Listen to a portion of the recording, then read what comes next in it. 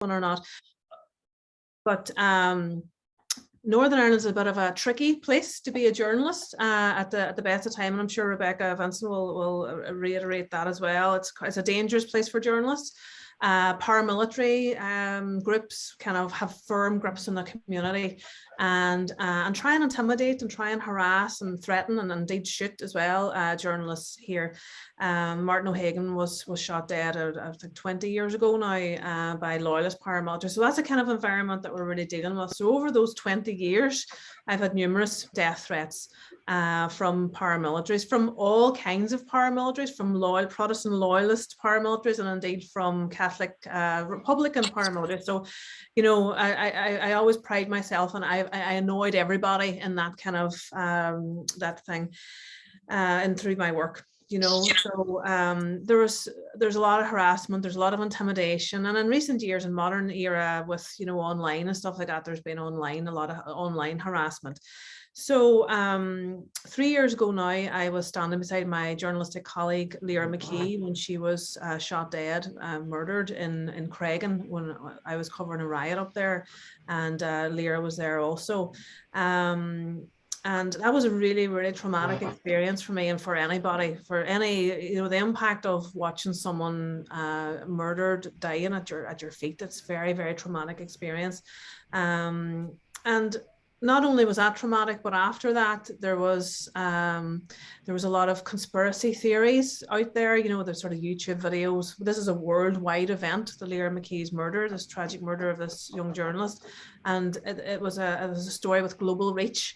And with that global reach, it reached conspiracy theorists. One particular in Canada who made a video saying that it was a false flag, that I was hiding Lyra McKee and that I was a liar and that she wasn't really dead. And then also because I had interviewed Nancy Pelosi that morning, then I had obviously had Lyra murdered for the Illuminati, for some kind of sacrifice. You know what conspiracy theories like? They're not at all based in any kind of reality.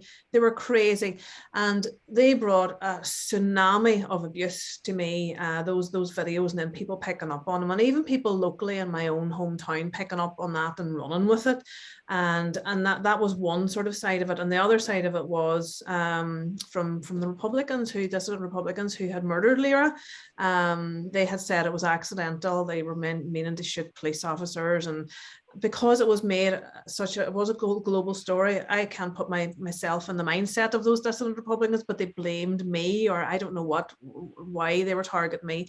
But there was a year then of harassment. There was a campaign just to kind of intimidate me, harass me. There was people shouting at me in the street. There was graffiti went up on the walls of where I lived, and the town that I lived, and beside where my children went to school, and things like that, threatening me. And then there were also threats as well.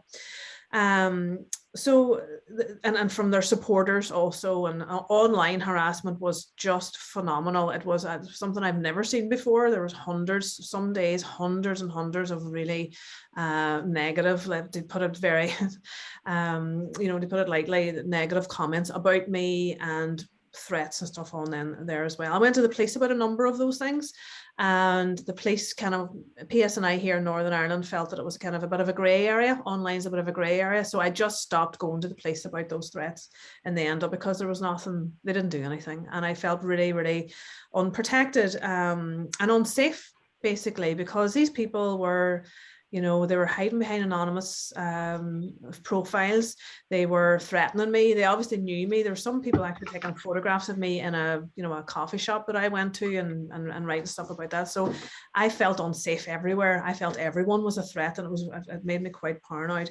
I was told I wasn't allowed to go in certain areas. I was told if I went to certain areas, I would be dragged out of my car and I would be beaten, that I would end up like Lyra, who was obviously murdered. And just constant, ceaseless, relentless abuse from all quarters. I feared for the safety of myself and for my family. And then the lockdown happened, and I kind of had a lockdown in a house that was under kind of threat, and it was just a terrible time and a period of my life that really, really impacted on me.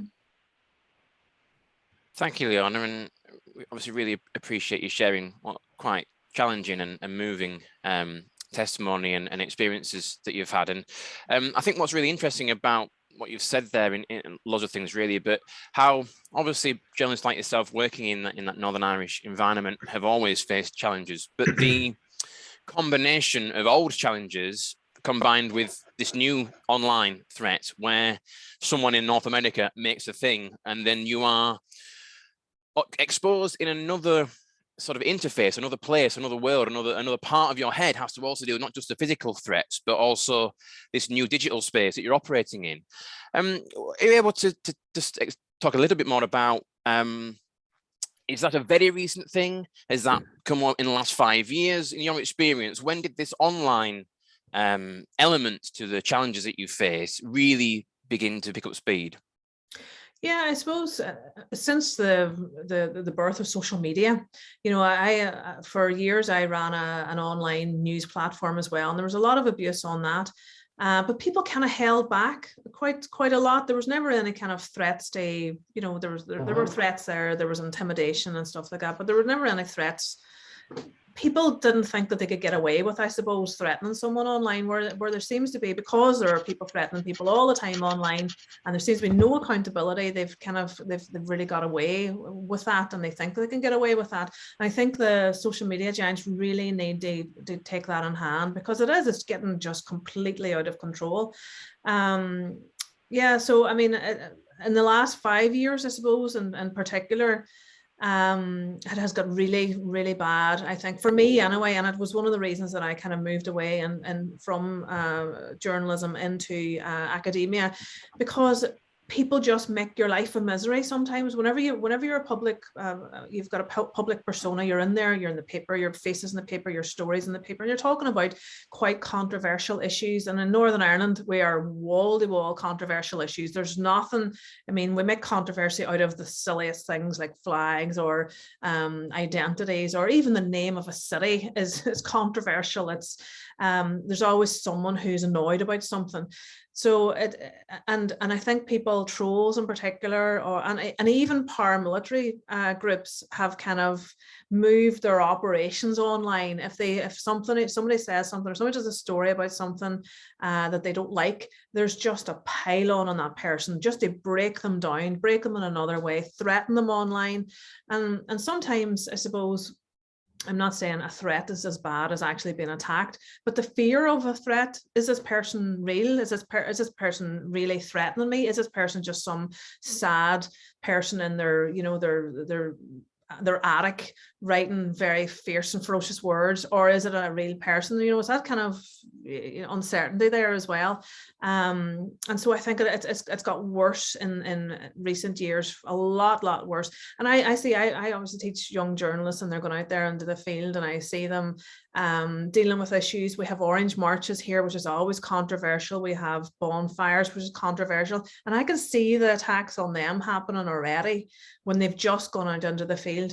And it just seems to be like the Wild West. Social media is the Wild West, and someone needs to tame it. It needs to be the social media giants. It needs to be the police. It needs to be the government. At the minute, it's just an absolute free-for-all, and people are suffering the impact of that daily. Journalists, female journalists in particular.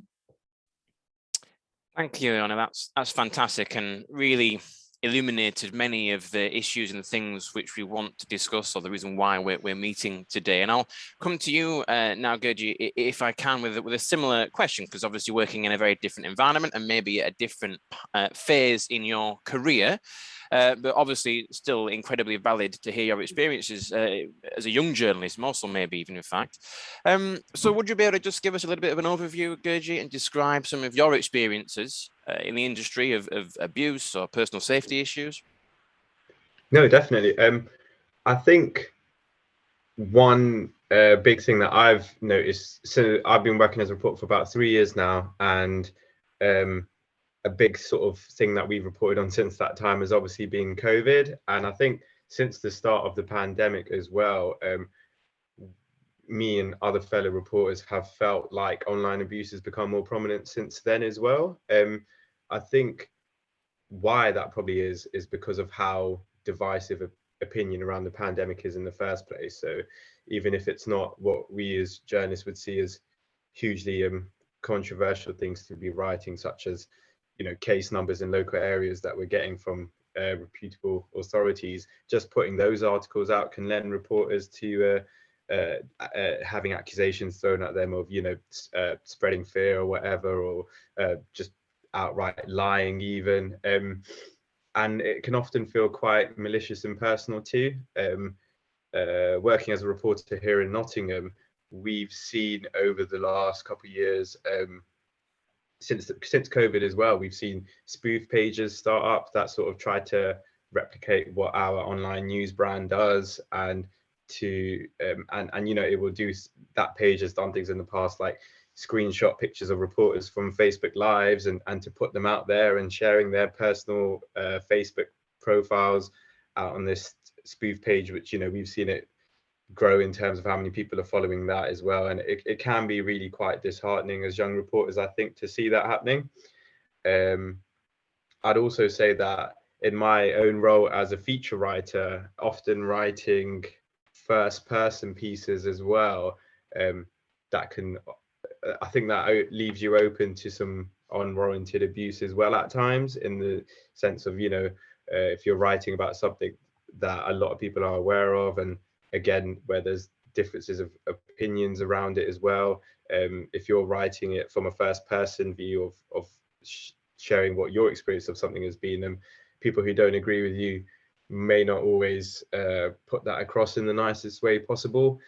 I think also, you know, we've all experienced abuse online as reporters in working as digital reporters, but yeah, it can just often feel quite relentless and also quite incessant online as well, particularly on platforms such as social media, where a lot of people are a lot more vocal than elsewhere. It feels like at times people are more keen to express their opinion on there now than they are maybe in real life.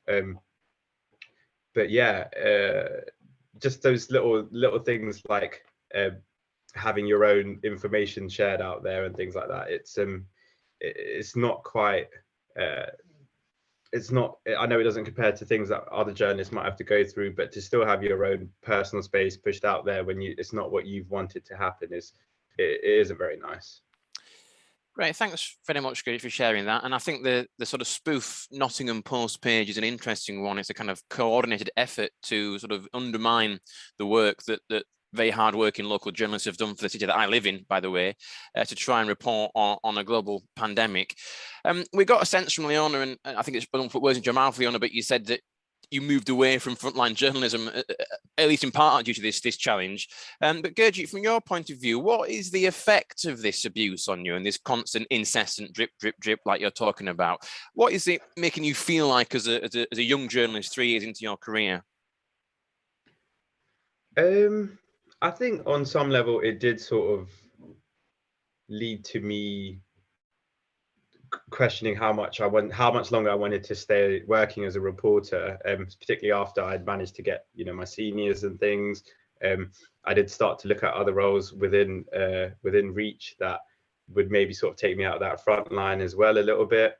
And just more personally as well, I think it leads to you questioning the validity of yourself as someone working in the industry at times, when you're writing pieces that just aren't being received the way that you feel like they should be, or that if some opinions are being expressed quite loudly about it that aren't, you know, what you were hoping to, that don't relate to the message you were hoping to put across there. But I just try and remember that those voices aren't, you know, the most prominent at all.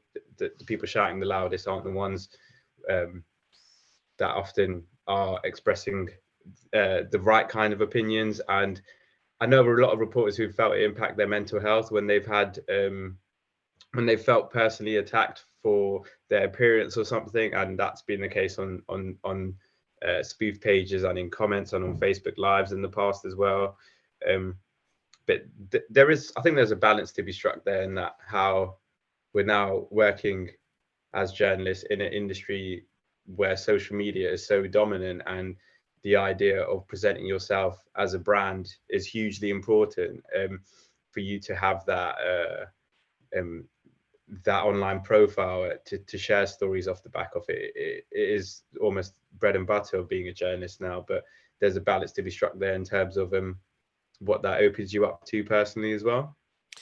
Yeah, I agree. Thanks very much, Gurjit. I think that's very interesting because you're absolutely right. A huge part of I'm sure lots of the teaching that we do, and I know what a lot of editors want young journalists to be doing is to be out there, to be as out there as possible. Bring your own audience, have your own following, and obviously doing that comes with these challenges that you've so clearly outlined for us there. Thank you very much, Gurjit. So the final person we'll come to just in this section is Abby McClure, journalist at Yorkshire Evening Post. Now, Abby, I know from our conversation sort of before this event that you feel thankfully that so far you've maybe not had to experience personally too much of this abuse yourself, and you're thankful for that. But obviously you were involved in this research paper when you spoke to a lot of journalists about their experiences. Would you be able to give us just a snapshot or an overview of your findings and what you heard from people out there? Yeah, hi everyone. So myself and Jenny, we spoke to journalists and editors kind of across a range of different outlets to find out about their experiences of abuse, particularly online abuse we were focusing on, but also about what we can do to prepare journalism students. So there were really varying experiences that ranged from kind of really unkind comments about journalistic ability to really toxic personal attacks, rape and death threats.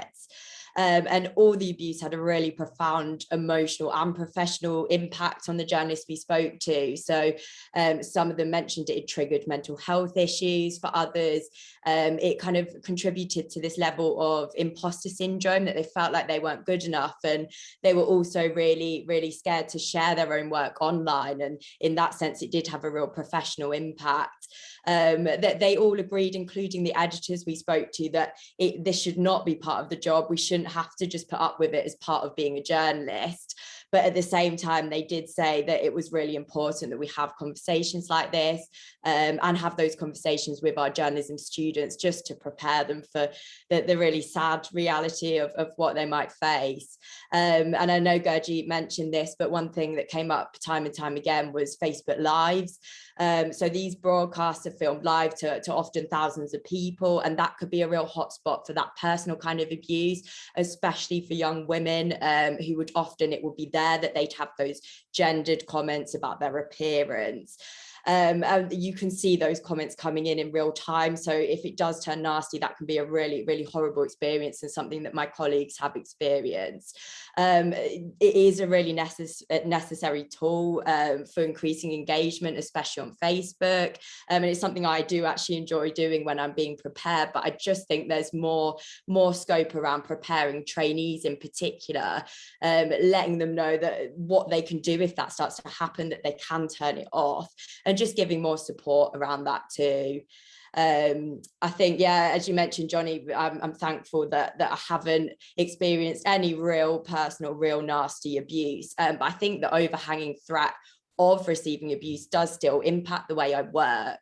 And I think that's the same for many journalists. So on Twitter, for example, I've seen the barrage of abuse against journalists, especially young women like me. So I don't post much on there. I don't reveal much about myself, any personal information. I really just use that to promote my stories.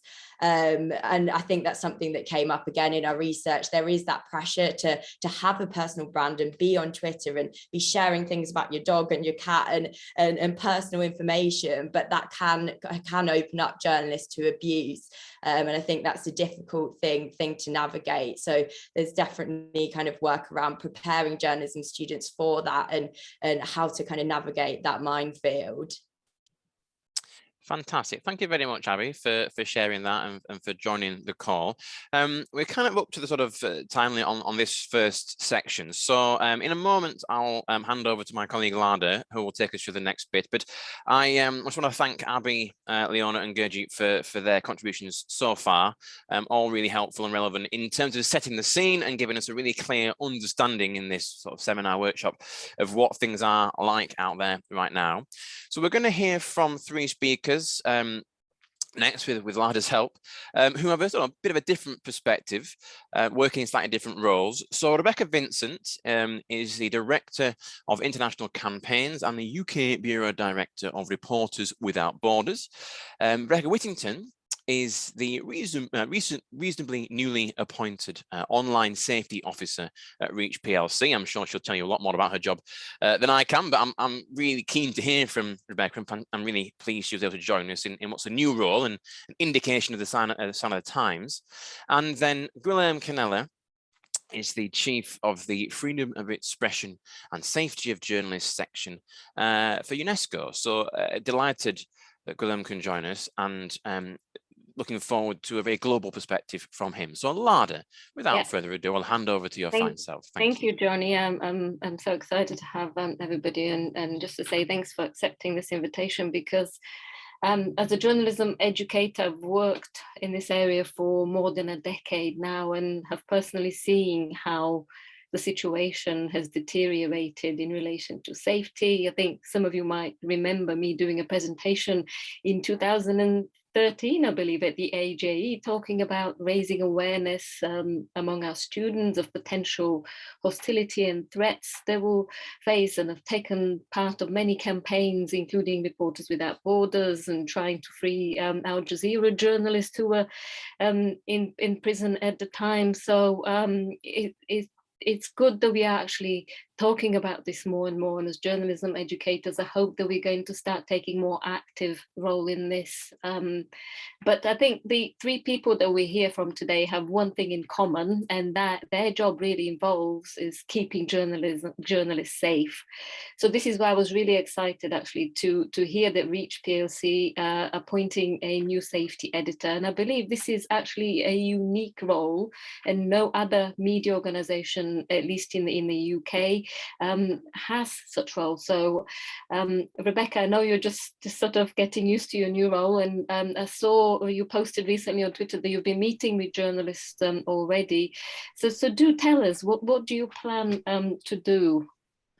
Well, thank you very much for having me to talk about this, actually, and it's really good to be back and seeing some familiar faces. As you've heard from the previous speakers, there is just it's such an exceptionally wide remit in terms of the types of abuse that people are facing. There is this kind of low-level undercurrent that happens all the time to journalists, and then obviously there are the really serious incidents where we're seeing hate crime taking place, or threats made against someone's life, people feeling physically threatened within their own localities, and all sorts of things. So it's quite a big job, if I'm being honest, in terms of trying to get across exactly what is going on within the organisation. And I think for me, the first part of my role really is actually getting around and meeting people, as you've seen I'm doing. I've got quite a few sessions built in this month where I'm going to be meeting individual teams, because it's a large organisation of about 3,000 journalists,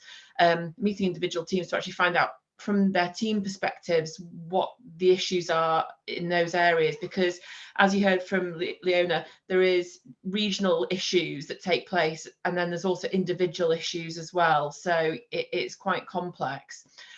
So I'm really going to be gathering evidence in the first part of my, in the starting point of this job, to actually find out and see if we can actually kind of demonstrate with evidence the exact things that are happening to our journalists on a daily and weekly basis. So these meetings are a big part of that. And then I'm also doing a kind of deep dive insight where I'm going to be taking a snapshot of a week and asking people to diarise their days.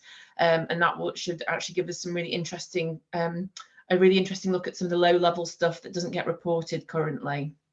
So I'm doing that. There's an awful lot of that, but there's an awful lot of also I'm kind of working with external groups. So it's really great to be here today talking to journalism trainers, because I actually think it's really crucial that we are working really closely to find out from student perspectives what their worries are, what their experiences are, and actually hopefully also being able to share best practice out as well. So the things that we are finding works, actually then sharing that out with journalism trainers. I have meetings with government, with police, and we are actually trying to strengthen the response within those areas as well. And then obviously, crucially, I'll be working with social media platforms to actually try I suppose, collaborate and also hold to account, because I do think that there is this growing call, as we've seen just from this conference so far, and actually accountability. I don't think that this is a battle that can be fought by one organisation or one group. I actually think that this has to be a collaborative approach to actually making a success and changing essentially what has been an organic cultural shift. I think to change that, we then need to have that collaborative strength to do that. Does that answer your question? Yes, absolutely. Yes, it's good to hear what you're planning. And I think a key point here to perhaps make is that you can't do it alone, right? So you would need support of key stakeholders, whether that's the government, the police, or discussion in social media, but also organizations such as Reporters Without Borders. So Rebecca, you work on an international level, involved in so many campaigns. I mean, you know, I get your newsletters in my inbox, and I just follow the you know, the amount of work you have to do, and the if I just scroll through some your you know, annual roundup, which is extremely worrying, of the figures of journalists imprisoned or disappeared or arrested or attacked and beaten up in many countries. So it's not just here. How do you work with media organizations here and in other countries to support them? Just if you tell us a little bit about your work, and what can we do as educators? You know, what can our role be? And then we would like to hear from Guilherme after. Well, thank you, first of all, so much for having me. It's nice to see a few who I know already, and some new faces too. And I hope that next time, maybe we can even do this in person. Maybe I could just start with a very brief overview of our year-end figures, because that's a good starting point for then sort of some of the solutions moving forward. But you're right, the figures were really worrying. I mean, but we can say that every year. Every year we're seeing in different ways sort of an unprecedented level of threats on journalists and journalism around the world. So last year in particular, there were more detentions of journalists around the world than we've ever seen in the 20 years that we've been collecting this data. So that's really alarming. At the end of the year, there were 488 journalists detained. And among those, since we're highlighting specifically threats to women as well, there was an unprecedented number of women journalists behind bars, 60 women journalists among those 488 detained around the world. Many of the new cases were in Belarus, but we also see women behind bars in countries like China and Vietnam. There were 65 journalists held hostage at the end of the year by non-state actors, many still by the Islamic State, but a few other cases as well, and 2 journalists who were missing at the end of the year. And then killings. I will share this kind of with with a muted reaction, because it's not as positive of a step as it may seem, but 46 journalists were killed last year. And of course, even one journalist killed in any given year is one too many, but that was the lowest figure of journalists killed in 20 years. Some of the reasons for that may be positive. I think that there has been more effective campaigning in many ways. There's maybe a growing awareness of states and international organizations of their responsibilities. So perhaps that has led in some instances to fewer killings. But the nature of the threats of violence has changed. And so there are some alarming trends within that. For a few years now, we've seen a shift away from, there are fewer killings now of countries in open conflict, countries that we think of as war zones. Fewer journalists have been killed in those states over the past few years, but an increasing number of journalists are being killed in countries that are meant to be at peace. So that is really worrying. And steadily over several years now as well, we've seen an increase in the deliberate targeting of journalists. So this is not just journalists being killed in the field, sort of in the course of doing their job, but journalists who are very deliberately pursued and targeted, often investigative journalists covering risky topics like corruption and organized crime. So we need to look at why that is. And the impact is that we cannot be complacent anywhere. We cannot just think of safety as journalists as being an issue in places that we think of as being very dangerous and far away from us. It can happen anywhere, as Leona highlighted in her comments about Northern Ireland. We have these issues in the UK too. In fact, last year we had killings of journalists in a number of European states, the Netherlands, Greece, and we're still working on some cases from a few years ago. We're still campaigning for justice for Daphne Caruana Galizia in Malta, Jan Kuciak in Slovakia. when these things are happening, even in the region that respects press freedom the most, that is really concerning. So we know that these threats can happen anywhere, both online or offline. The 5 deadliest countries last year were Afghanistan, Mexico, Yemen, India, and Pakistan. These are countries that have been in the top, tier of deadly countries for some time. In particular, I want to highlight Mexico because Mexico has long been the deadliest country for journalists that's not at war. And the biggest jailers of journalists this year, China by far. China has about a third of the world's jailed journalists behind bars in China alone. Myanmar, Vietnam, Belarus, and Saudi Arabia. And these cases so far, we're 12 days into 2022, and we're already seeing further detentions of journalists, further sentencing. And alarmingly, again, 12 days into January, we've already seen the murders of journalists this year in Haiti, Kazakhstan, Myanmar, and as of this morning, the Philippines. So we have our work cut out for us. We are working on a few different initiatives at Reporters Without Borders. One thing that we feel strongly about is it's time to shift the narrative and the focus away from only ending impunity. Of course, we need to stick with cases of campaigns for justice. And I think if we can achieve anything in campaigns for justice, that will in effect have a knock-on impact and help actively protect others. But when we focus only on this language around ending impunity, that's always post facto. That's almost just accepting that journalists will be killed and that then we react in the aftermath. We're trying to look for ways to better proactively protect journalists so that we have fewer of these cases going forward. One of our biggest international initiatives, which we've really reestablished a lot of momentum on over the past year, is our campaign to establish a UN representative for the safety of journalists. This would not be a special rapporteur. This would be a representative of the Secretary General, specifically tasked with alerting the UN system to new threats, to new cases, to mobilizing all of the various mechanisms that exist within the UN, which are not being effectively implemented. There is such a huge body of previous resolutions of the Security Council, of the General Assembly, actions by bodies like UNESCO, the stellar work of some special procedures, but it's not all being brought together in a very effective way. And when we look at the longer term situation, which is more than 1,000 journalists have been killed in connection with their work over the past decade, it's clear that something's not working. So we have challenged Antonio Guterres directly to create this position. In fact, we went in and met with him in person in December.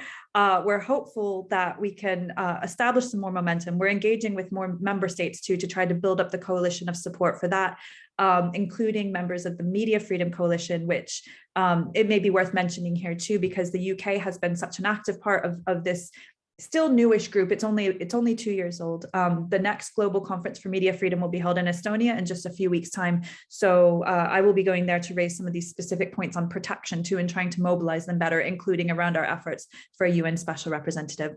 As educators, I think in the first instance, we feel a lot of support from the journalism community in academics in the UK, which I really appreciate, and we're really happy to pursue other ways of collaborating. I'm happy to speak to students when possible, or find colleagues that have expertise in specific regions or cases or countries. We love talking to students, and I think in particular the next generation of journalists, they need to be aware of these risks and go in with thick skin, especially in light of these online threats. And I don't want to put the onus just on journalists, but I think the reality of now working in journalism in the modern day is, especially for women, we do have to expect going into it that we are going to be subjected to this kind of harassment and abuse, and help prepare the next generation to be able to deal with that effectively. Meanwhile, also pressing on the authorities and the platforms and others with responsibility to do more to ensure that this isn't happening and that there are consequences for this sort of behavior. We're engaging in other forms of advocacy in the UK and internationally, and it's always towards sort of challenging the status quo, ensuring accountability where there hasn't been, and whether that's state actors or non-state actors. I know we might have a bit more of a discussion around online harms, but that's an interesting entry point into some of these issues in the UK. So I'm happy to comment on that if it's appropriate, but I'm happy to take questions on any of that as well. Thank you, Lada. Great, thank you very much. I mean, it's relentless, isn't it? All that work and constant pressure and campaigns and working on behalf of journalists in lots of different countries. One thing that was perhaps I should note was speaking to journalists that have been at receiving end of online and other abuse. They said that actually organizations such as Reporters Without Borders, and to some extent actually they work for, I'm not going to mention name, but Reach, they noted that the organizations are actually willing to listen and reach out and believe them and help them on practical level.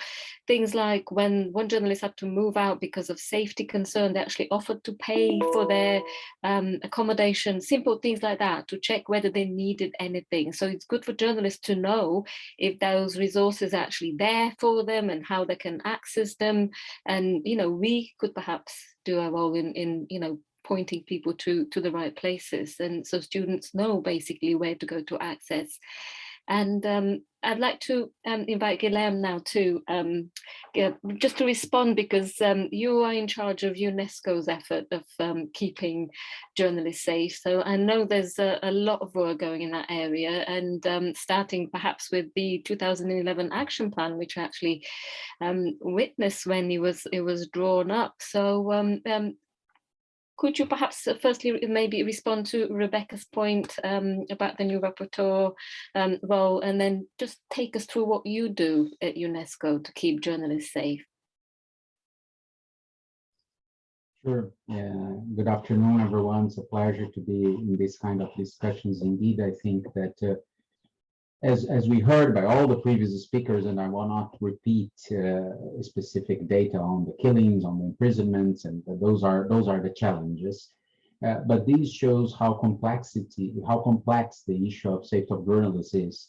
And as the UN Plan of Action on Safety of Journalism, the issue of impunity underlines, is therefore a multi-stakeholder endeavor to tackle this complex problem, although obviously the main responsibility lies on the hands of the states, because they, as many international courts, human rights courts, have already decided in several cases related to cases of killings of journalists or other sorts of violence against journalists, the state has the primary responsibility to protect journalists. And if this protection is not effective, if the crime against journalists happens, to prosecute the cases. But that said, obviously, we need a multi-stakeholder effort. And in that case, one of the key players is precisely you guys, journalists, journalism educators. And in many parts of the world, including in some of the deadliest countries, as Rebecca has mentioned, we can see with sadness that the journalism education in those countries is not including the issue of safety in the initial training of journalists in universities, schools of journalism, etc. To be very transparent and straightforward is really problematic.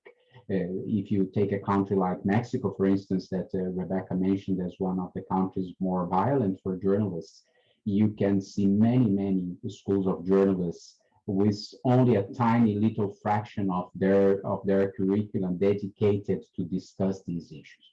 So I appreciate this discussion, and I think it's very important on two sides. One is obviously the education of future journalists and what are the specific concerns and understanding these future generations of journalists should have about the issue of safety in many angles, the angle of personal safety, but also the angle on how to report on safety of journalist issues.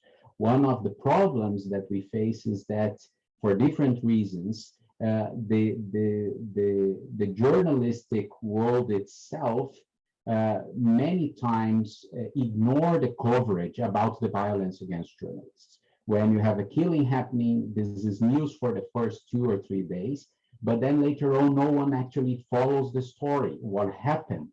Why the journalist was killed? What was the story they were trying to reveal that led to their killing, and so on and so forth. So this is from one side. But there is another important side in terms of academic work, that is research, producing evidence so that we can have evidence-based policy in this area.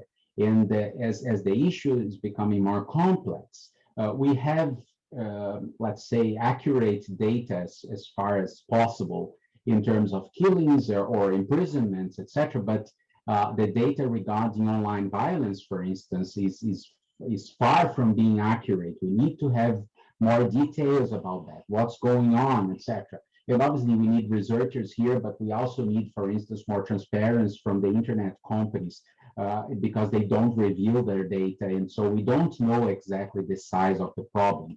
We know that there is a trend that violence against journalists online is increasing, but we need more specific data to then suggest evidence-based policy in this area. So regarding UNESCO, very quickly this year, as you mentioned, we are celebrating the 10th anniversary of the UN Plan of Action on Safety of Journalists and the issue of impunity. So we think it's an opportunity, these kind of milestones, to take stock of the lessons learned. We had good results in these last 10 years, but also bad results, as Rebecca and the others have mentioned. So we need to understand what worked, and I also think that this reduction in the number of killings, and also a small reduction in the impunity rate in the last year is a result not only of our work as UNESCO, is the result of all those players under the umbrella of the UN Plan of Action, UN agencies, funds and programs, but civil society organizations, like-minded governments, universities, etc. So we need to understand what we have done well, what we haven't done well, but also what are the new trends to look ahead. What is the future of this umbrella plan for the United Nations system? Although the three pillars of the plan, the idea that any policies regarding safety of journalists should have this comprehensive overview in what we call the 3P policies: prevention, protection, and prosecution of the crimes. This remains. If we don't have those three components, if we only bet our horses in one of those components, we will fail. We need all the three of them. We need prevention policies, we need protection, and we need prosecutions.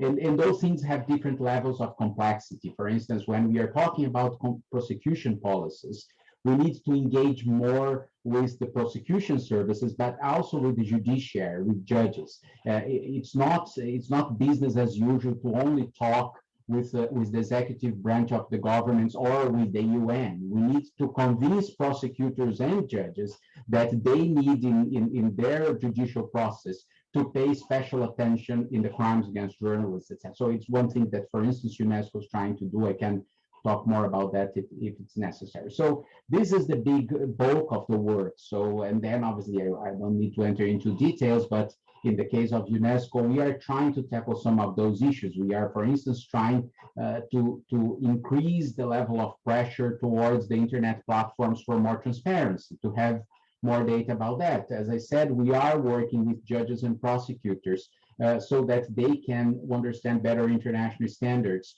And the standard is also from the human rights courts on those areas. We are trying to do more research on safety of women journalists to see the specificities of producing policy in this area. There is another growing problem here that is already mentioned, is the violence against journalists reporting on protests and demonstrations. And this is cross the border. Everywhere we are having this problem. So how to develop specific policies here? There is a discussion here with police and security forces. What are the specific recommendations and so on and so forth? So I could give many more examples, but this is just to show that when we talk about safety of journalists, we need to be careful not putting this in a big basket without looking into the specificities of these in each of those policy areas. And those areas require specific actions in those three Ps, no, prevention, protection, and prosecution. So just to quickly, and then I will put some links here on those reports, etc. Just a quick word on the issue of that mentioned by Rebecca that you asked me regarding having a special envoy. Obviously, everything can help, but we need also to understand if creating new bureaucracies is the best solution for this kind of thing. So this is one way that can work, But I also think we need to work to strengthen the existing mechanisms within the international environment. Not in the UN system, obviously UNESCO is the specialized agency in charge of this issue, but we also have the Office of the Special Rapporteur on Freedom of Expression and the Office of the High Commissioner on Human Rights. But we also have regional human rights structures in the Inter-American system, in the African system of human rights, in the European system.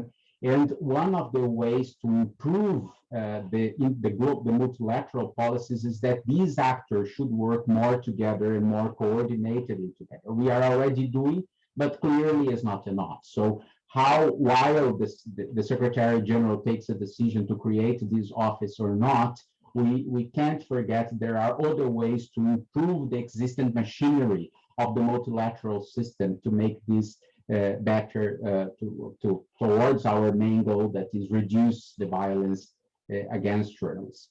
Just the final thing, we just launched yesterday a call for academic papers for the forthcoming World Press Freedom Day, that the global celebration will take place in Uruguay on May 3rd. I will put here the call in the chat, but you are all welcome to submit proposals to the academic conference, to which the main topic obviously is safety of journalism and press freedom connected to safety of journalists. Thank you.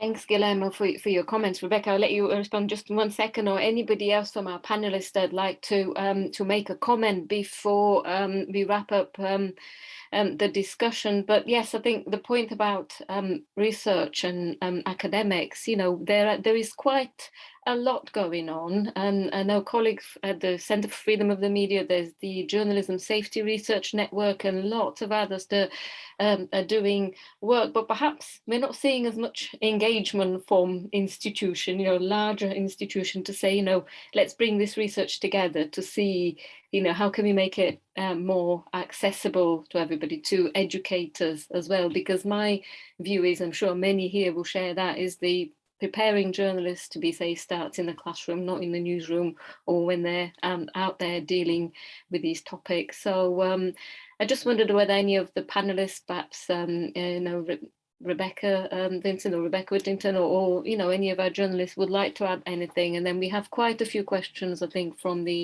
audience. So over to you. Feel free to unmute yourself and.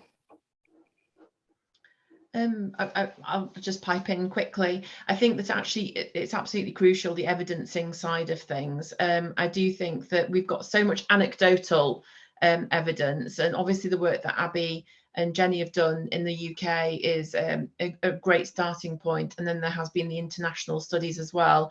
But I do think I absolutely agree that this gathering evidence is if we can gather evidence, then there is evidence to then hold people and organisations to account, to actually then hopefully actually give us the strength to bring together organisations that have the power to make change as well. So yes, I would just like to say I totally agree with that. Maybe just to mention, in the context of the UK online safety bill, there's a bit of division in the free expression community on this, in particular because some of the free expression groups they view this as hands off the internet. We don't want any interference. RSF does not share that view. We think that a better framework is necessary. We think that it's time for greater responsibility by platforms, including on this issue of safety of journalists, but it's how it's done. And we have to scrutinize this very carefully. We are worried about a few specific provisions that we understand are coming, including possible erosion of encryption and other sort of tools that journalists really need. So I think we'll have to work together closely with the journalistic community to ensure that there is robust feedback and possibly attempts to amend anything problematic that we see in the final draft. We've all engaged in stakeholder consultations around this for a few years, but it's taken a turn, I think, in recent months towards the specificity that we didn't see previously. So that one is really worth watching, especially when we take into consideration some broader troubling moves when it comes to free expression in this country. I think there's a way we can carve out some protections for journalists without unnecessarily trampling on other areas of free expression. Just to mention as well, because I don't think it came up, there is also a national committee for the safety of journalists.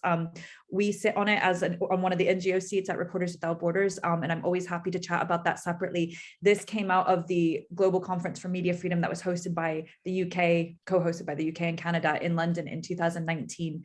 So far, I believe the UK is the only country that moved forward with its own national action plan on the safety of journalists. The plan is not bad. It's not as robust as we would have liked. They did take some of our feedback, but not all. Particularly, I think it's not strong enough on Northern Ireland. However, it will now be about implementation. So I feel that I'm often the critical voice on that committee, but it exists. It will be meeting again soon. And if you look at the DCMS website, they do publish information about the meetings and about things that are going on. So I don't want to express sort of too much optimism on that, but I think it's constructive that they have followed through with that and that they are doing it. And we are trying to ensure that it does what it set out to do. Thank you very much, Rebecca. We've seen some really useful comments here from colleague that, for example, Chris notes there's quite a lot of work being done by the NUJ and media employers. Basically, they meet with media employers and discuss issues relating to safety regularly. And there's a good question actually that we haven't addressed, is what can other journalists do to support these being targeted? In fact, talking about solidarity, if you like, because sometimes, at least in my own research in other countries, it's sometimes journalists are so polarized depending on which media outlets you might work for. So you sometimes have, I don't know how to put it that way, you attack other journalists instead of actually saying, you know what, we stand on the same side. So I wonder whether our journalist panelists can have any view of that, of what can other journalists do to support those who are targeted. One thing that came up in our research was the importance of the practice of swarming. So it was a really kind of lovely idea of when a journalist is being targeted with online abuse, drowning out those comments with your own positive comments. So getting beside a colleague and telling them how fantastic they are, highlighting their work, and just publicly supporting them with those comments to drown out that hate. And I think that's something that could be really, really a kind of practical way to help with the emotional impact of that abuse. Although it is there, it's a way of making journalists feel less alone in that. Thank you, Abby. And Leona and Gurjit, I don't know if you want to add anything to that before we Yeah, I agree completely with Abby. Kind of, surrounding a journalist that's under attack, or that's under kind of obviously online attack, is a really, really good way of showing them that they're not alone. Because I think that when you are facing such relentless abuse online, it is all negativity coming at you all the time, sort of hitting you all the time. Like that can really have a bad impact on your mental health. So, and you tend to focus generally more on the negative. But if there are people come along, go, no, listen, you've got this, or we're behind you, or you do fantastic work, or keep your head up, whatever positivity that you can throw their way is really, really it's really appreciated. I appreciated a lot of people gathering around me whenever times were pretty tough. So, and I would always do the same with other journalists in Northern Ireland and elsewhere as well. Whenever they're getting a hard time, I would always put my kind of, you're okay, we've got your back, we're here beside you, whatever kind of solidarity that you can send them. It's from my own personal perspective, I was really, really appreciative of that, and I know that other people do too. So yeah, I reiterate that. Thanks, Leona. I don't know, Gurjit, if you want to add anything to that? Yeah, I was just going to say I quite like what Abby said then, and that idea of drowning out the hateful voices there. I think as journalists, we do tend to be quite supportive of other people's work. If I've been in the newsroom with other people who've put articles out that I've thought have been, really quite good or really quite interesting, I'd always share them off my own profile and things like that. But to take it a step further and to recognize those times when your colleagues maybe need a bit more support and to hear something a bit more positive, I quite like the idea of going about it like that. Okay, thank you very much. So with that, perhaps just to wrap up our first part of the event, to say thank you very much to all our panelists for sharing experiences, telling us about your work and just to highlight that we've all got a role to play. Journalists, the community, whether you're freelance or working in the newsroom, international organizations on national and local level, and of course global bodies like UNESCO, and us journalism educators. We really need to perhaps step up our efforts and work together, work more closely to keep journalists safe. So with that, I think I'll just say, you know, I welcome Jenny Keane, the chair of our next panel, which will highlight some of the work that is already going on and to point to what our colleagues are doing in their own classrooms and their own courses. So thanks everybody for the first part. And I think you've had plenty here in the links. Guilherme has shared some useful resources, and, you know, we would welcome you to keep us informed of what you're doing and how we can get involved with your work, and the same with you know, Reach PLC and with Borders Without Borders and other organizations. So Jenny, over to you. Thank you very much, Lada, and thank you for having me. Yeah, that was a really interesting discussion, and I was thinking how interesting it is that more and more we're using these kind of war terms for describing this. You know, we're talking about journalists being on the digital front line. Today, our conference's title is around sort of emotional flak jackets, etc. And I think that really highlights the scope of the problem, and thank you to the journalists in particular for sharing those. Yeah, there were lots of insights as well, I think, into how industry and other organisations are starting to tackle the problem. And as you say, our next session is going to focus more on how we as educators can prepare our students to look after both their physical and online safety and perhaps their well-being in general. So we're fortunate to have 5 speakers this afternoon who will be presenting their ideas around best practice on training and preparation in this area. So as we know, we are quite limited on time, so we're going to press on through the presentations and take questions at the end. If you would like to make a question, please put it in the chat, and I think Lada and Johnny will let us know as we get to the end about those. So I'd like to welcome first up Dr. Ken Pratt from the University of the West of Scotland, who has a record as a journalist of doing some really important investigations, including infiltrating the Ku Klux Klan. And Ken is going to present his research about the abuse both he and a fellow journalist suffered as a result of that investigative journalism, and the resulting set of recommendations that he's developed for students undertaking investigative journalism. So welcome, Ken. Okay, thank you. I'll just share screen just now.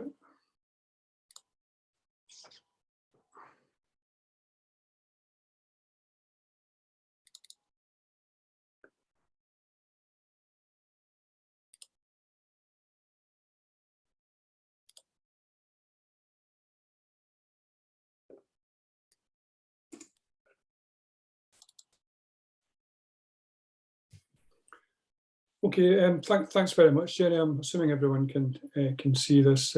We can, yes. Just nod your head, that's fine. Yeah.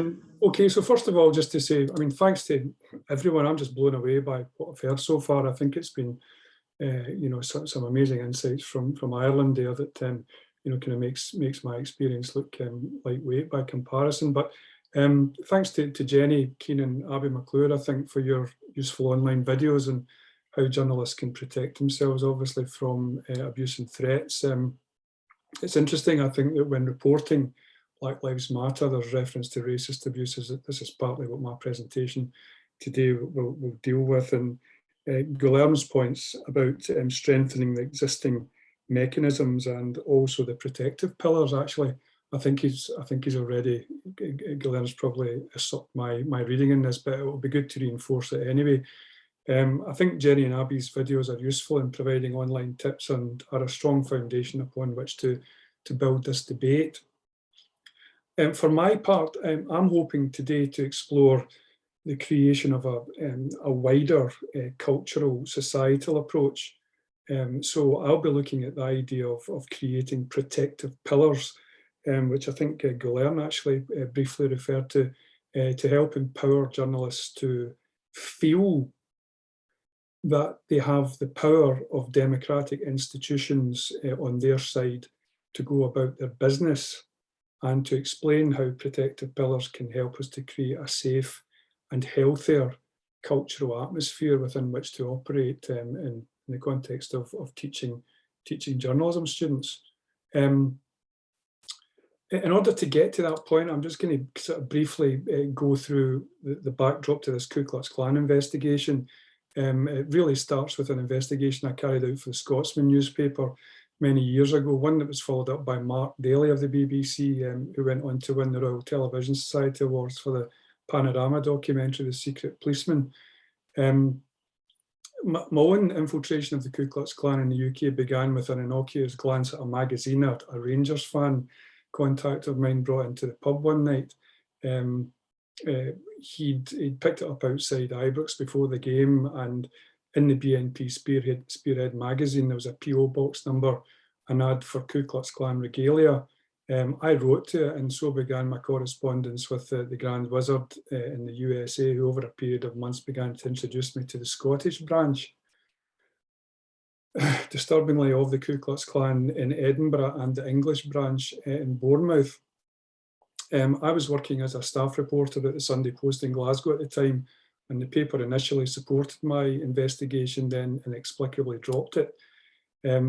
I considered the investigation to be in the public interest, so I disobeyed my editor and continued to do it independently, eventually publishing the story on the front page of the Scotsman.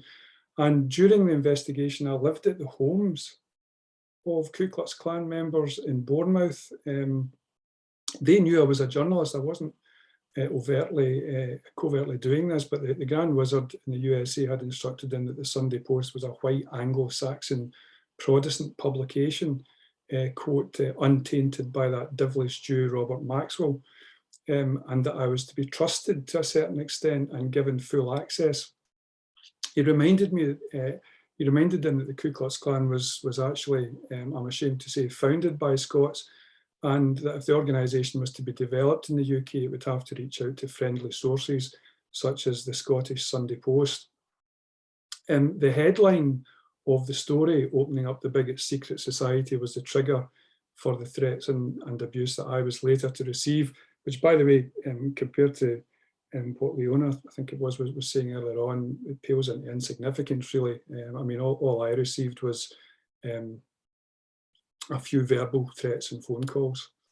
But the photograph, nonetheless, you're about to see is one I took of UK Klansmen in my hotel room in Bournemouth. And the byline that I used, Robert Sandilands, is a nom de plume I used at the time for freelance material. I actually wrote about the source of my interest in racism and the extreme right in a piece for the AG a few years back, which can be linked as well. The term public interest, of course, is core to most of the things, a lot of things that we do. I think if student journalists are to properly apply the public interest, then they must be empowered with the moral authority to ask hard questions. And it's my contention today that the online abuse that Jenny and Abby discuss in their videos eats away at the motivation and cultural confidence required by young journalists to successfully operate in today's environment. That's just a snapshot of the Klan in my hotel room. That was a photograph that I took in the piece I wrote for the Scotsman. The only threats I received was a series of phone calls where I was told that you broke our trust and you're a dead man. They were using terms like bad white men, which is a KKK UK term for left-wingers and communists. Before leaving my hotel room, they carefully dusted off the fingerprints from everything they had touched, and it was just as a precaution, smelled one in case you decide to have a chat with the special branch.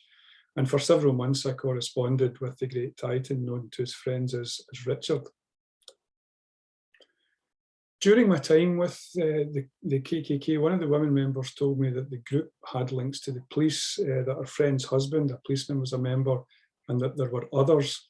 I included this claim in my original copy for the Scotsman.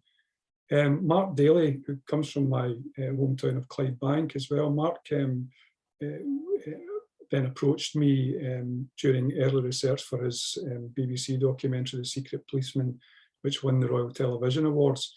Mark was interested in developing the police angle, and he then literally joined the Greater Manchester Force as part of an undercover investigation to expose racism. And in one scene, a trainee is found wearing a Ku Klux Klan mask and threatening to beat up an Asian colleague. I'm not going to go through the quotes that appeared in Mark's documentary. I don't have the appetite for the swearing and the racism and everything that goes with it. So I'll just flick to the photograph of Mark when Mark joined the Metropolitan Police as part of this investigation.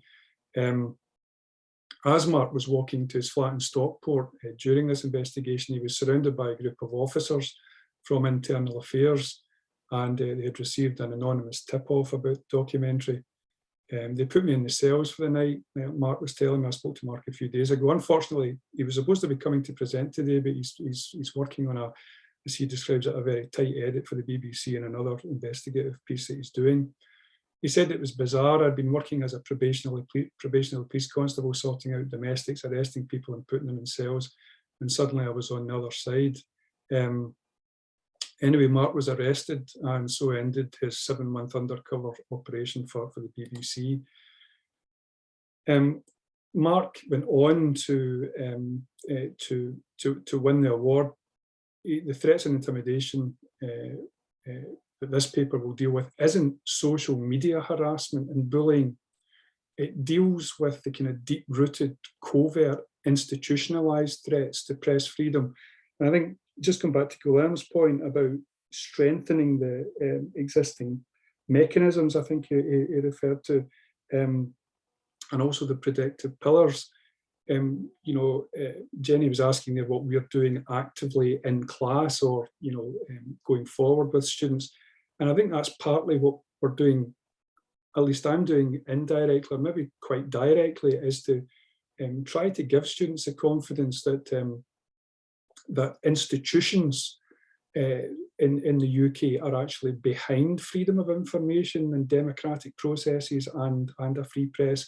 Sometimes I think that gets silenced too much, certainly in Scotland as well. And in some cases, we can start to feel shy about telling the truth. Which brings me to the main kind of thrust of what I wanted to convey today, and that is some great work that's been done by Peter Noorlander, who I think, from having listened to Guilherme, I think Guilherme is probably or possibly familiar with Noorlander's work. But just to summarise it, according to a May 2020 report, Noorlander and implementation of the Council of Europe recommendation, attacks against journalists remain insufficiently investigated, and a very high percentage of incidents go unpunished. Journalists have little confidence that attacks or threats against them will be investigated and often do not report them, the report said. Most people self-censor to avoid occupational or personal harm. Researchers have found that social media helps grow a phenomenon known as the spiral of silence, when individuals suppress their own views if they think they differ from those of family, friends or colleagues. And people are also becoming more afraid to share their views because of a deliberate effort by far-right movements and connected media to stoke division and polarisation. And that's from some research that Day has done in 2021. Being a academic, I kind of reflect back on the findings of Bourdieu, the cultural theorist, who talks about self-censorship among journalists coming from their fear of being left behind and as a function of their habitus or an internalised sense for the rules within the field in which they work and for strategies of how one can accumulate capital. I mention Bourdieu because it's a similar form of psychological or social cultural imprisonment that we have to empower our journalism students to break free from if they're to provide themselves with the necessary flak jackets to protect themselves from the type of abuse they're increasingly likely to encounter in the course of their work.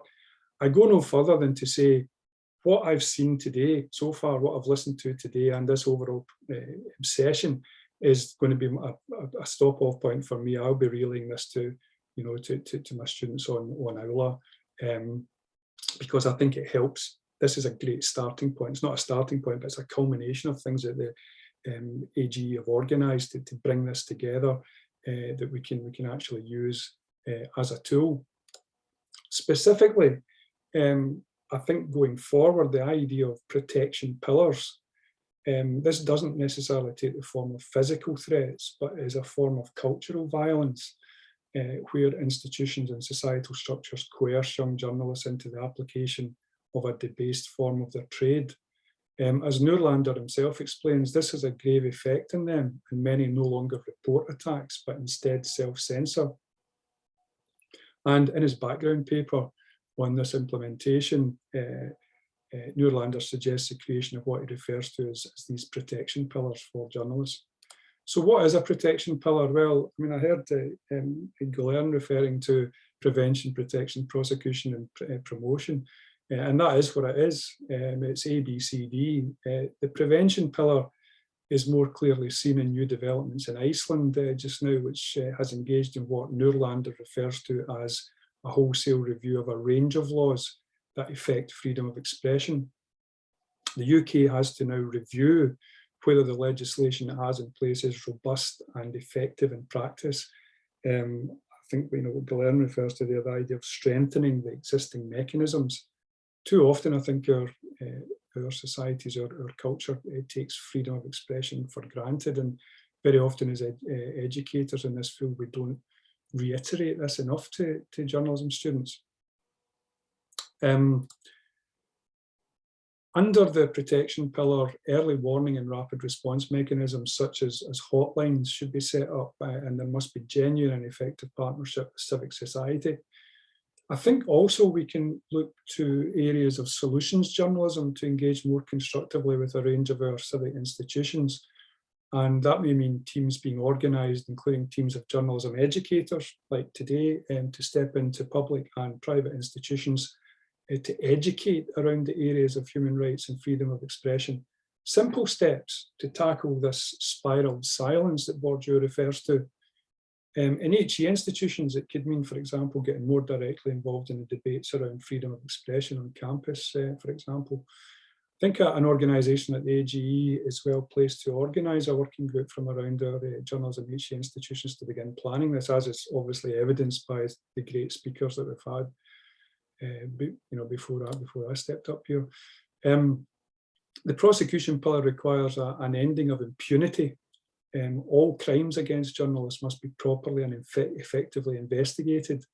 And Noorlander suggests the establishment of special prosecutors units with specialised protocols. The promotion pillar recommends that member states engage in information, education and awareness campaigns on the importance of the issue of safety of journalists, and that they develop civil society partnerships to promote the safety of journalists. So maybe now, just as I'm coming to the end of this presentation, is to say now is the time for action. The UK can learn from national plans and protective mechanisms that are being implemented in Sweden and the Netherlands, and Italy's protection programme for individuals under threat from organised crime. The promotion pillar itself recommends that member states engage in information, education and awareness raising campaigns, etc. There are some practical steps. This means actively challenging built-in cultural assumptions that freedom of expression is a given and is safely embedded in our institutions. As Noorlander says, it is essential, first of all, that political leaders and public officials explicitly recognise that violence against journalists constitutes a threat to democracy. And just to finish off, some good news. I spoke with Mark just before and after Christmas, just after New Year. It was initially planned, as I said, that we would both present at this conference. But he said one thing to me that I want to bring to the conference, and that is that since the secret policeman investigation, he doesn't feel oppressed or cowed. I'm sorry, Bourdieu, but empowered to continue his investigative work. A signal perhaps that support mechanisms at the BBC are still in a good place to allow investigative journalism to flourish. As for me, as an occasional freelance, I still produce occasional investigative material, which is linked in there, stuff that I did this year for the Times.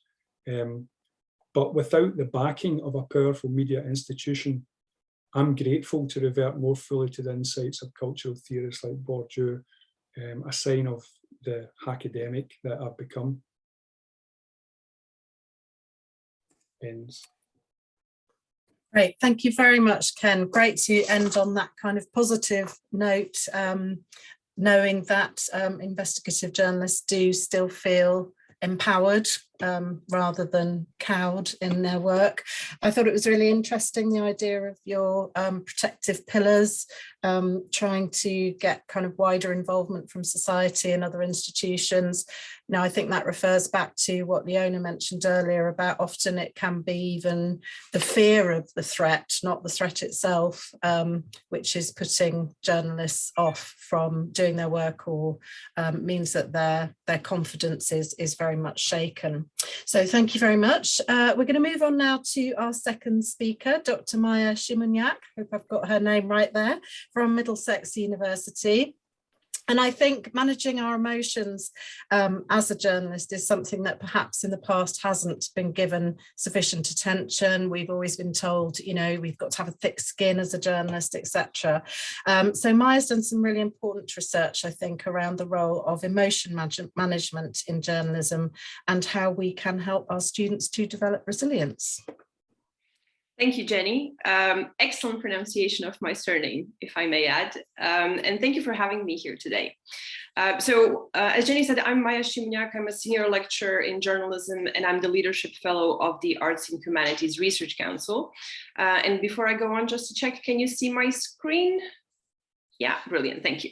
So this approach that I'm presenting today arose from the research that I've done as part of my fellowship on the topic of journalists' emotional labor. The aim of the project is to unpack the forms and consequences of the emotional labor in journalism, which I came to define as efforts to manage emotions which laborers perceive as experiencing in their work life. It's a definition that's kind of based on the original one, which was developed in sociology, but that also draws on the contemporary understanding of journalists' work, in which journalists often go beyond journalism, to borrow Vijge and Duse's words. Now, this particular project was motivated by several developments, and one is the, I would say, relatively new, as we've heard today as well, kind of hostile environment which journalists now regularly face in their everyday work. And here I primarily think about the extraordinary levels of abuse that they face on social media. And tied to this, a lack of what some would call emotional literacy or emotional education in journalism. So in other words, the lack of tuition into the role of emotions in journalism and the ways in which these can be managed. However, the project itself is a bit wider because it tries to tap into emotional labor in journalism more generally. So exploring the work practices that cause this labor, the ways in which it is managed, but also its consequences. So I have spent a good deal of early last year speaking to British journalists. I interviewed 34 of them from 15 different organizations, different genders, levels of seniority, years of experience in the industry, and geographical reach, so national, regional, local, and so on.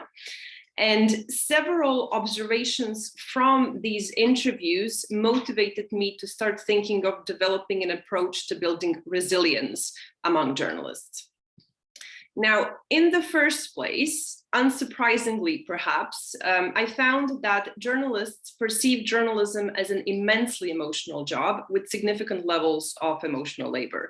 In the job, journalists face many different emotional situations, from anxiety about approaching sources, nervousness before a live broadcast, worry about posting content on social media due to this perceived hostility of these places that we have heard about a lot today.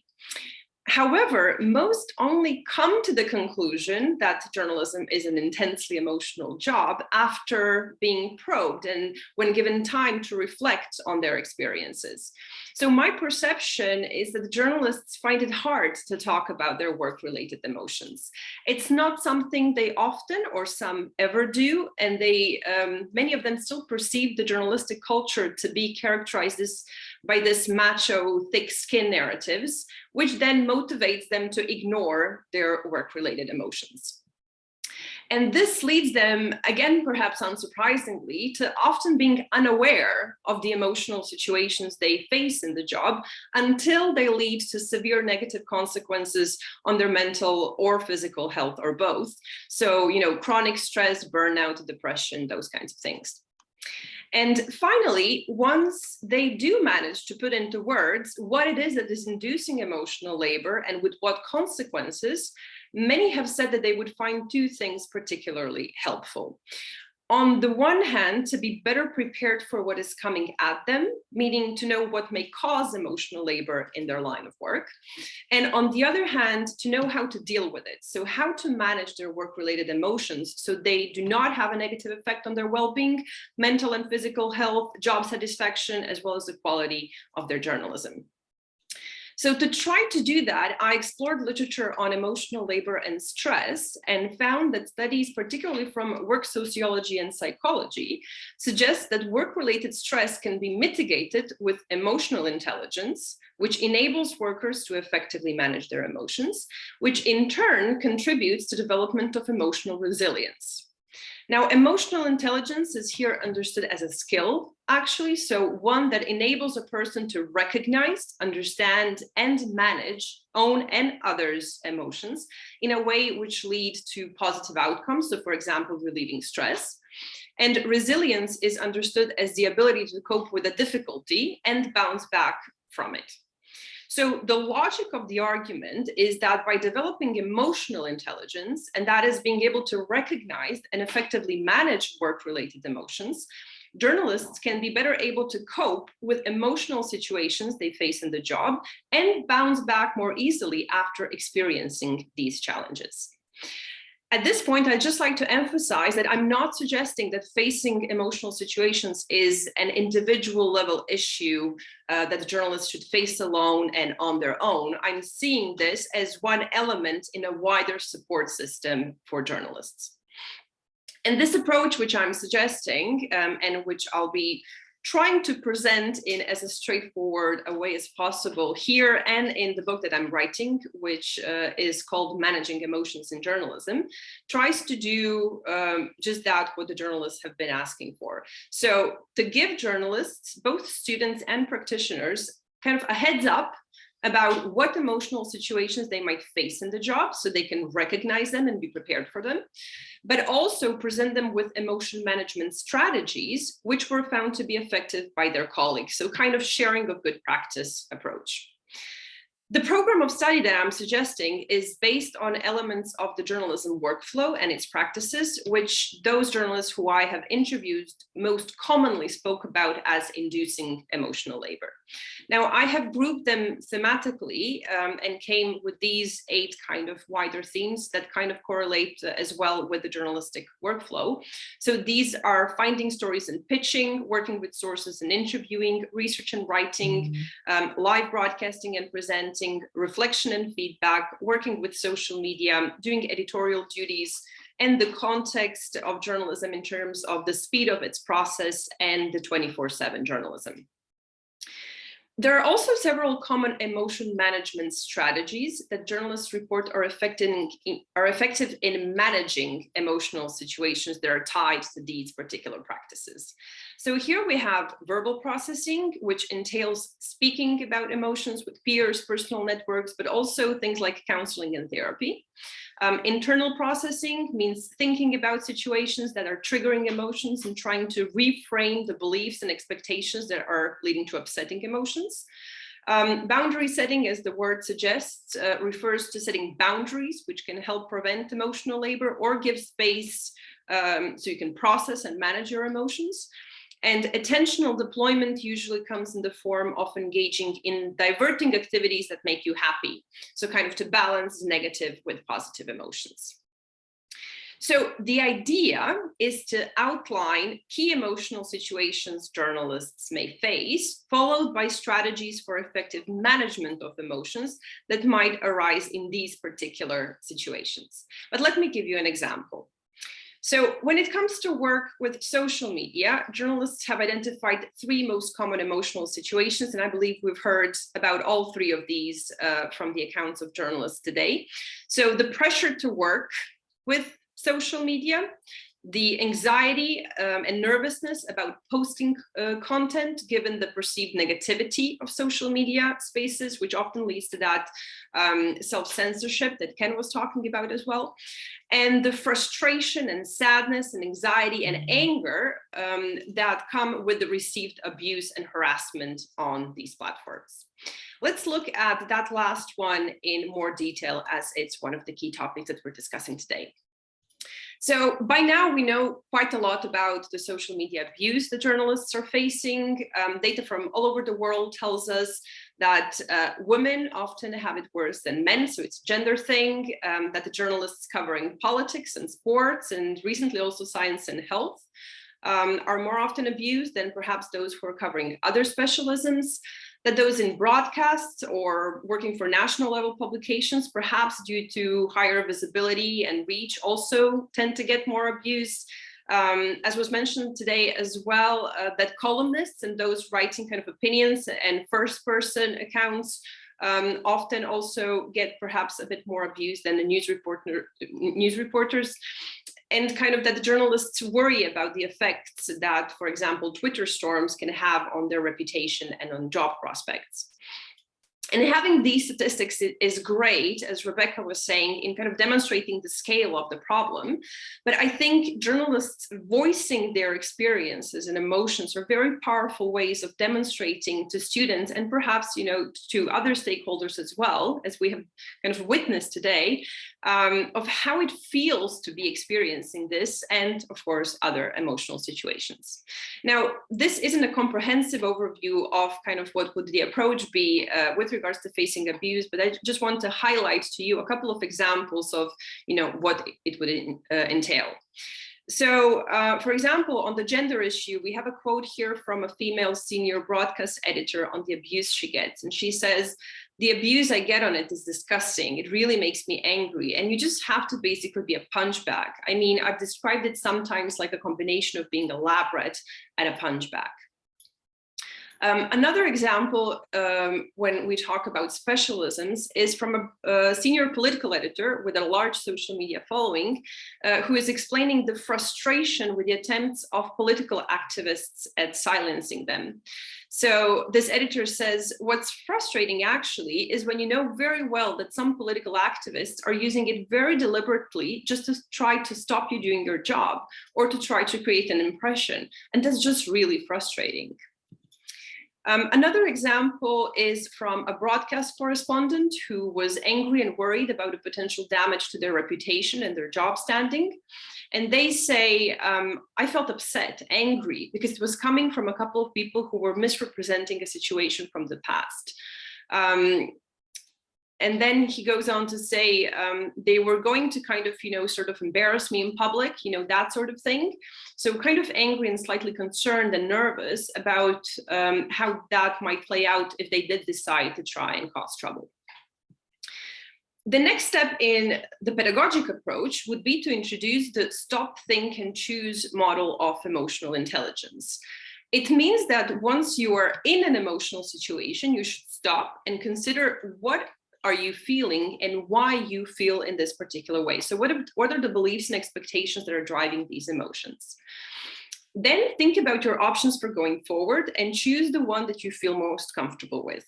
And in this way, even if the outcome is not as positive as you would expect or hope for, you have agency over your choices and your emotions. Next, we introduce the most commonly mentioned choices. So what have others done, in a sense, that have worked for them, in a form of emotion management strategies. And there are three key ones in this case that I will illustrate each with an example.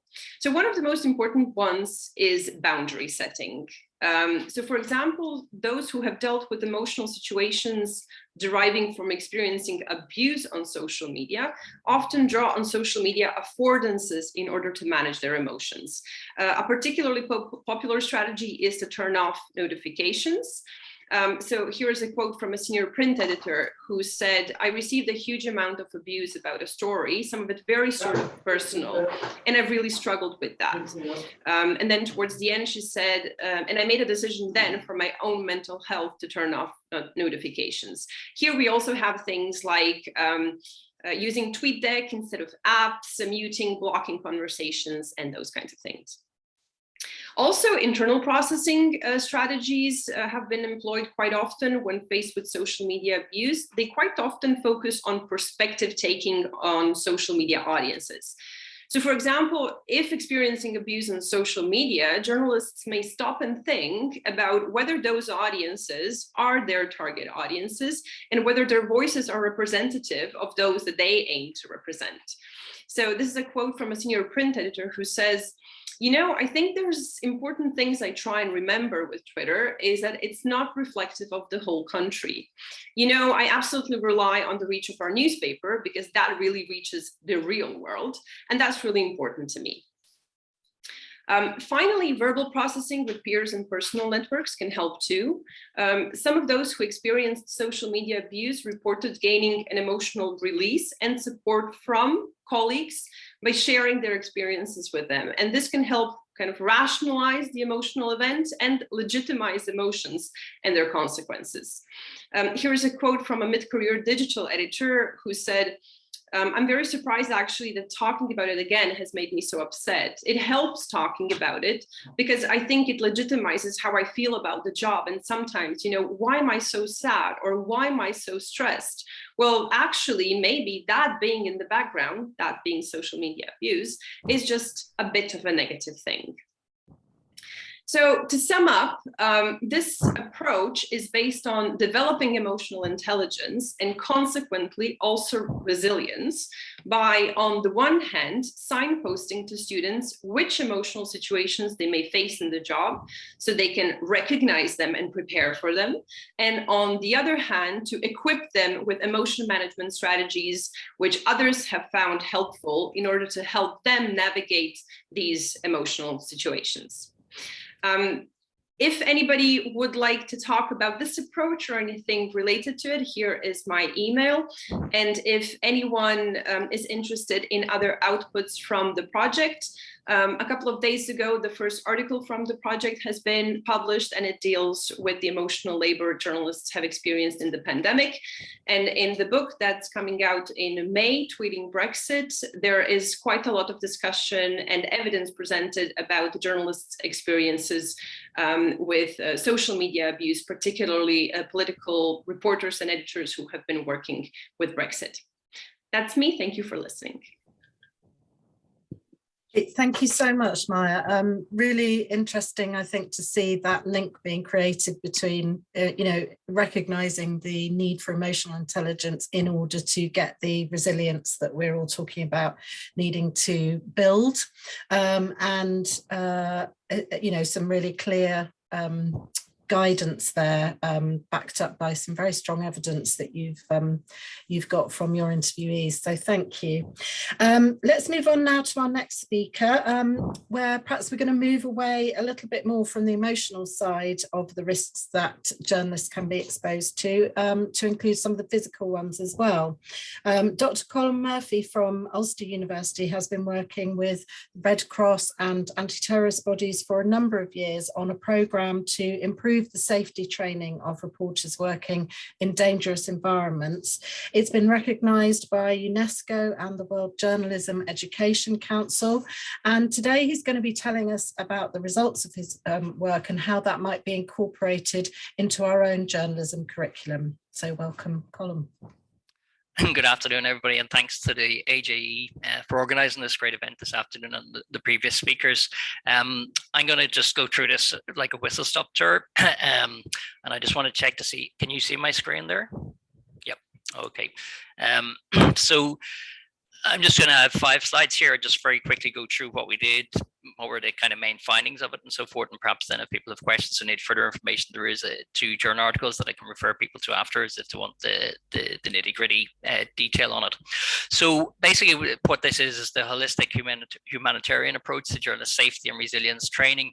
It comes from my own background, as an investigative reporter with the Sunday Times and working in Northern Ireland and the Republic of Ireland, and also running bureaus in Israel, Turkey, and Poland and Russia, where there was big threats to journalists there. So kind of seeing the dangers that the journalists who we're working with were kind of encountering, and how you go about countering those threats, and how you go about producing something that will kind of make those threats less, mitigate them, I suppose, is what we're looking at.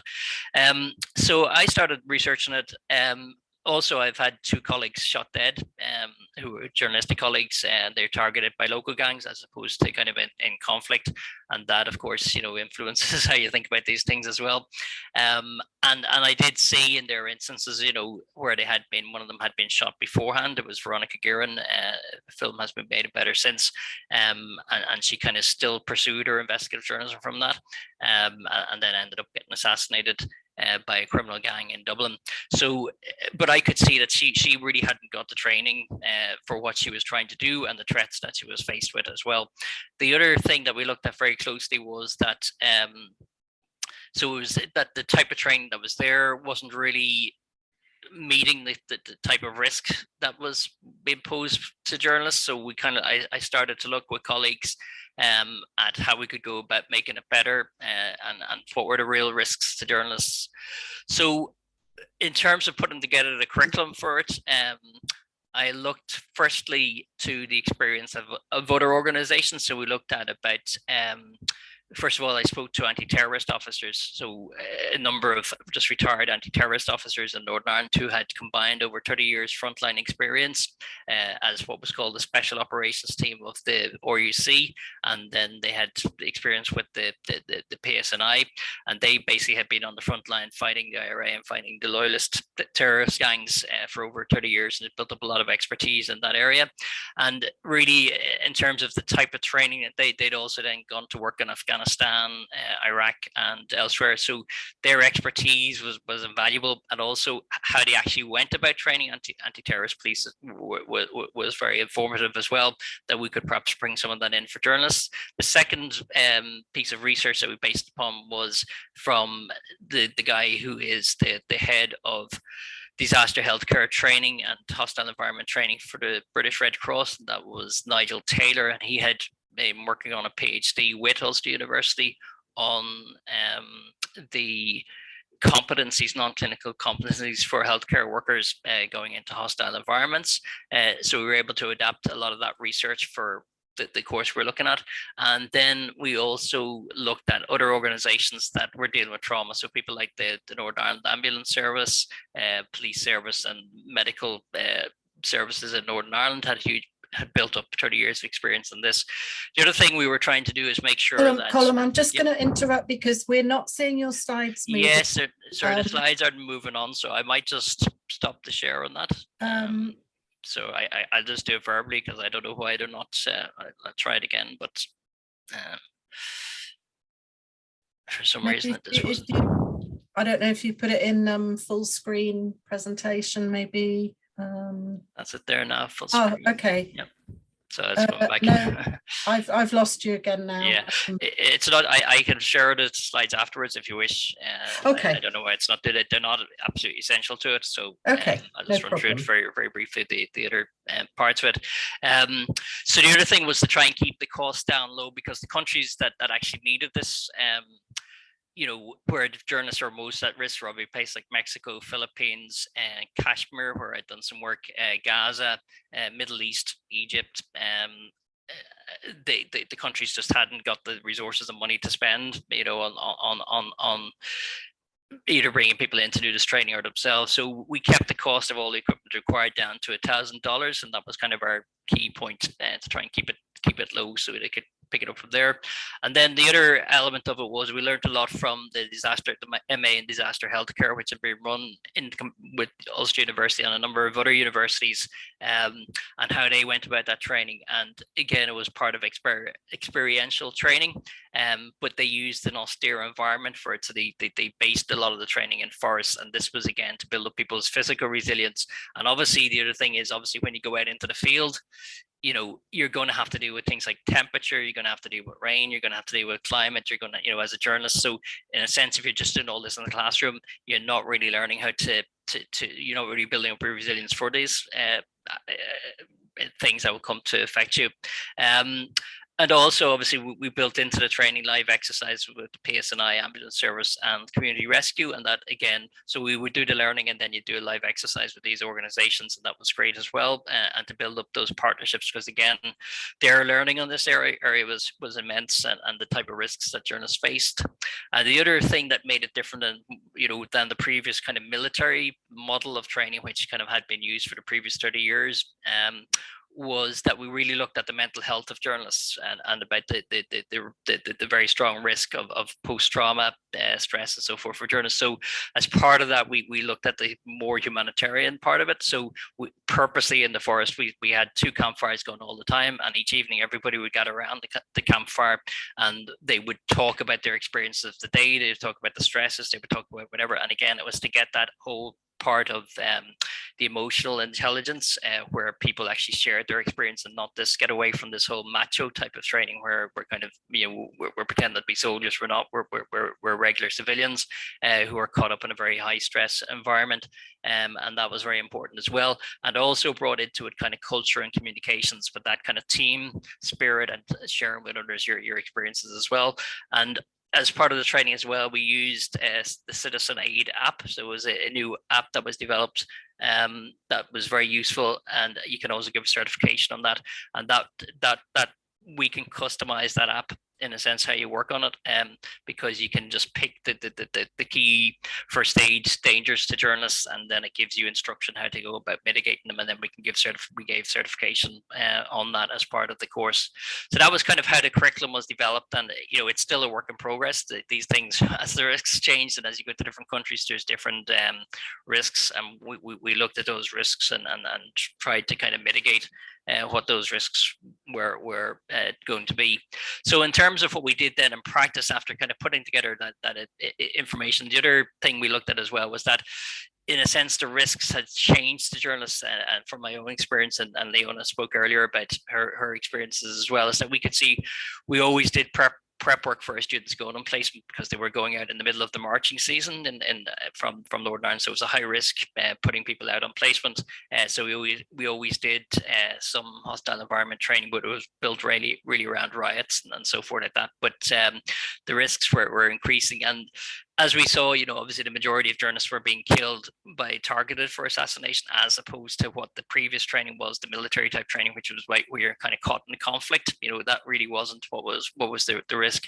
And also the other risk as kind of increasing natural and man-made disasters, and particularly now with climate change, there is evidence to show there's far more risks of that than before. And obviously the increasing kind of censorship and self-censorship that we're seeing within the media as well, where there is, so it's to build up people's resilience as well as building up their actual practical skills and how to mitigate risks that they may face as journalists. So effectively, in terms of the curriculum that we developed, you know, the first thing we did is landed them in the forest. And we were lucky we had a forest at the edge of the university campus, so that helped with things like risk assessment and things like that, because we actually had some control still within it. And the funny thing was the forest was never used for teaching purposes ever. It was actually, you know, so this was the first time really that anybody had ever wanted to use the forest. So, but it actually helped a lot, because although we were trying to put people into try and get them outside the classroom and trying to get them into the environment, it still was kind of within the control of the university, if you like. You know, we had close access to emergency staff and first aiders and so forth if anything went wrong, so that really helped. So first we looked at kind of what the Red Cross does with the disaster healthcare workers and things like shelter building, bushcraft, water purification, how to manage personal nutrition, how to set up fires, cook outdoors, and all those kind of critical survival skills. Now, we could say for journalists, they probably wouldn't be needed because how often are they actually going into those things? But actually, there's a huge resilience issue there. So if you bring people and strip them back, say, here you are in the forest, you need to basically, sort yourself out, build your own shelter, make your own food, make your own cooking utensils. It really helped build up a personal resilience by doing that. Secondly, also it helped with building up teamwork and leadership skills. And also the other key thing that we were looking at was equipment. So obviously a big issue that comes in for journalists when they're in the field is battery. You run out of battery very quickly when you don't have power, and signal as well. So they get signal, and again, that kind of helped showing the reporters basically how to save power by putting your mobiles and putting on the equipment you might have onto the lowest settings, but also then using solar panels and things like that. So new ways. So again, getting used to that kind of equipment and testing out that equipment in that environment. We also looked at things like personal health issues associated with energy levels, sleep deprivation, temperature control, reproductive health. And one thing that we were looking at, even though we started this in 2019, was infection control, because the biggest risk that the Red Cross guys are always telling us was pandemics, and they thought we had got rid of it with the previous SARS. They thought we had escaped quite luckily there, but they always had in their radar that there was going to be new pandemics coming. So we did do some training on that. They said first aid, but we particularly looked at mental health first aid, and that was a big core part of our course. And we brought in some emergency disaster healthcare workers who had suffered from PTSD and so forth, and they spoke to the students in the forest. And then all this training, once it was done, we kind of capped it off with a mass casualty event that was done with the ambulance service and with the police service, and it kind of helped the students to put into action their learning that they had done, which was very useful as well. So finally, then kind of in terms of with the police officers and what they kind of brought into the course, so these are the anti-terrorist officers, dealing with sources, how you go about dealing with sources both verbally, online, and meeting them, and dangers there. Hostile communications, so that's dealing with people who are becoming hostile and so forth. So we looked a bit at self-defense and self-defense mechanisms, and then we looked a bit about online abuse and cybersecurity. Not as much as the other programs. This was really a physical course, as in your physical protection, but obviously that was become part of it as well. Situational awareness, dynamic risk assessment. The biggest danger of journalists in the field is actually car safety, so car accidents and tragedies from cars is the biggest risk factor. And again, we did some training in that as well, and we used some university vehicles for that. And then protest safety, explosions, weapons, and then chemical, biological threats. And I was really teaching the students strategies, how you deal with these and how you mitigate them. So it was kind of theory, practice, and do it over and over again, the practice, to get them used to what the things would be. So we ran 2 cohorts of 1-week programs in the forest in September, in the forest in Ulster, and they were from international cohort of students who did it. And we also had in the second, so we did it in September 2019 and September 2020, and then we ran a 1-day course specifically in June 2021. It wasn't the full course, because it was in the middle of lockdown, so we weren't able to do it. But because there was a riot taking place in Northern Ireland at the time, we did it for freelance journalists in Northern Ireland who were involved in covering the riots, as well as our own students going out. So in terms of the outcome then for it, before the students started on the course, we got them to fill in a thing called the Connor Davidson Resilience Index, and this gave 25 markers of the resilience, and we did that before they did the course, and then we did it afterwards. And it showed that there was a very substantial improvement in the resilience that the students had obtained. It just depended very much on the base where they started from, but the ones that started on the lowest base on the resilience index had the highest gains, and the ones we had some who were some experienced journalists and had some work before, so they had a lower gain on it. But certainly after they'd done the course, they were all well above what the resilience index would be for Western countries. So we could definitely see there was improvement there. And secondly, then we did a survey of them beforehand and afterwards about their knowledge of safety and security. And again, we could see like a huge increase in the percentage in their safety and security knowledge and expertise after the week. And then you know, we had a number of students go afterwards to Gaza to report as part of their internship. Some went to the Syrian border and so forth. And actually 2 of them got nominated for awards afterwards for the work they'd done there. So certainly the feedback was that it had worked that way. It had built group confidence, and you know, you could see the confidence of them as individuals had risen very good as well. And then we got them to give us a reflective feedback 6 weeks after they had done the course, not just straight after, to see how they'd actually implemented the training in what they'd done afterwards. So again, that showed like a vast improvement, and also in their situational awareness and their safety awareness and so forth. And actually for the rest of the assignments they'd done that semester, 20% of the marks went for safety, and also for reflective on their own personal safety and emotions as well, which was a new thing that we had tested out. So we wrote up papers for educational science in the British Journalism Review, which are available online for free if people want more detail about it. And as I said, with kind of, because of the pandemic and so forth, we have been restricted and been able to do it since, but we have been able to kind of run one-day course based on kind of risks of riots and so forth, and we got funding from the Rory Peck Trust to do that, as well as kind of preparing our own students before they go on placement in the summer months. You know, we've done that specialist course for them. So that's my presentation on. Sorry the slides haven't worked, but I will send them out to yourself, Jenny, if you want this. People want a copy of them afterwards, but that's.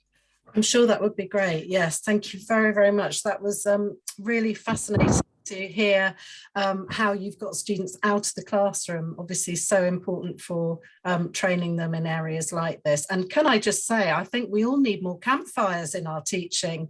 I'm thinking we should replace these written reflections by having a few campfires and getting. Yes, and particularly in the COVID era, we've actually used it as inductions now afterwards, because we just figured, you know, it's when you need to be people socially distance and you need to get them you know, around, but you know, there's a focal point with them, you know. So it's good. Yeah. No, I think that sounds great. Thank you so much. Yeah, please, people, do remember to post questions in the chat if you have any. It'd be great to come back to them at the end. So I'm going to move on now to our next speaker, and I think Gurjeet was mentioning earlier in our session about the pressure on journalists today to have social media presence, a strong social media presence, and a bit of a sort of personal branding, and the pressures that that can then bring in terms of how you then engage with those online communities, particularly when they're very hostile. And our next speaker has been doing quite a bit of work on this as well. So I'm going to introduce Claire Wolfe from the University of Worcester. She's been working on some guidelines to help our students really be prepared for what they might face once they get onto this kind of digital front line. So let's hear from Claire now. Thank you. I'm just looking for my slide to come up. Sorry, I might need a bit of assistance here. Okay, so you're seeing your main screen. You might need to choose a different, you're sharing your screen, but you might need to choose a different window. I had it down here, open, and it's vanished. Hang on. That looks hopeful. We're seeing the folder. Is that showing now? Yes, it is. Yeah. Oh, good. Okay, so thank you for having me this afternoon. As you've said, this is more of a practical guide that I'll be going through. It's come out of research that I did, which I actually presented a paper in 2016 in New Zealand at the World Journalism Education Council about the impact of internet trolls on democracy, and that followed research into the impact on working journalists and students. If you're interested to read about that, there is a kind of resume of it at that link on in publishing, and the full research paper was published in Ethical Space, which is available there, and also there is a chapter which is in one of Chris Mayer's publications, that was the book on anti-social media. And as a result of that, I mean, the kind of research covered 20 journalists, 40 journalism undergraduates. As with other research that had been carried out, other surveys, it showed that women were targeted more than men. And some of the examples that I've cited in there were quite horrific. There was a national journalist whose Facebook page was completely destroyed after doing some work exposing some fascist activities. And by way of a kind of update, obviously this is something that has developed year on year. Even last week, many of you may have read the piece from Louise Minchin outlining the tortuous time she had when she was stalked by a troll, and her daughter as well, and the most horrific threats were made against them. I mean, he was subsequently tracked down and jailed, but the emotional impact was horrendous, as it has been on a number of other journalists who've, self-censored, as was mentioned earlier, and in some cases actually left the profession. And of course, as we've had reference today anyway, with the UNESCO updates, the latest survey looking at this in only last year published shows again that women are at the sharp end of this, and minority groups within the female population even more so.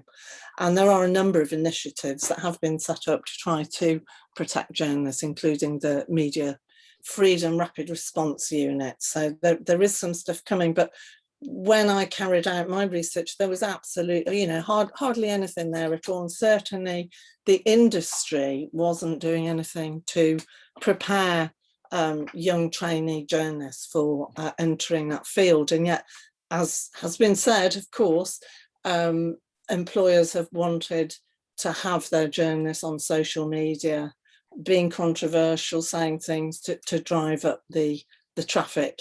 So it's put them in a difficult position that they've been unprepared for.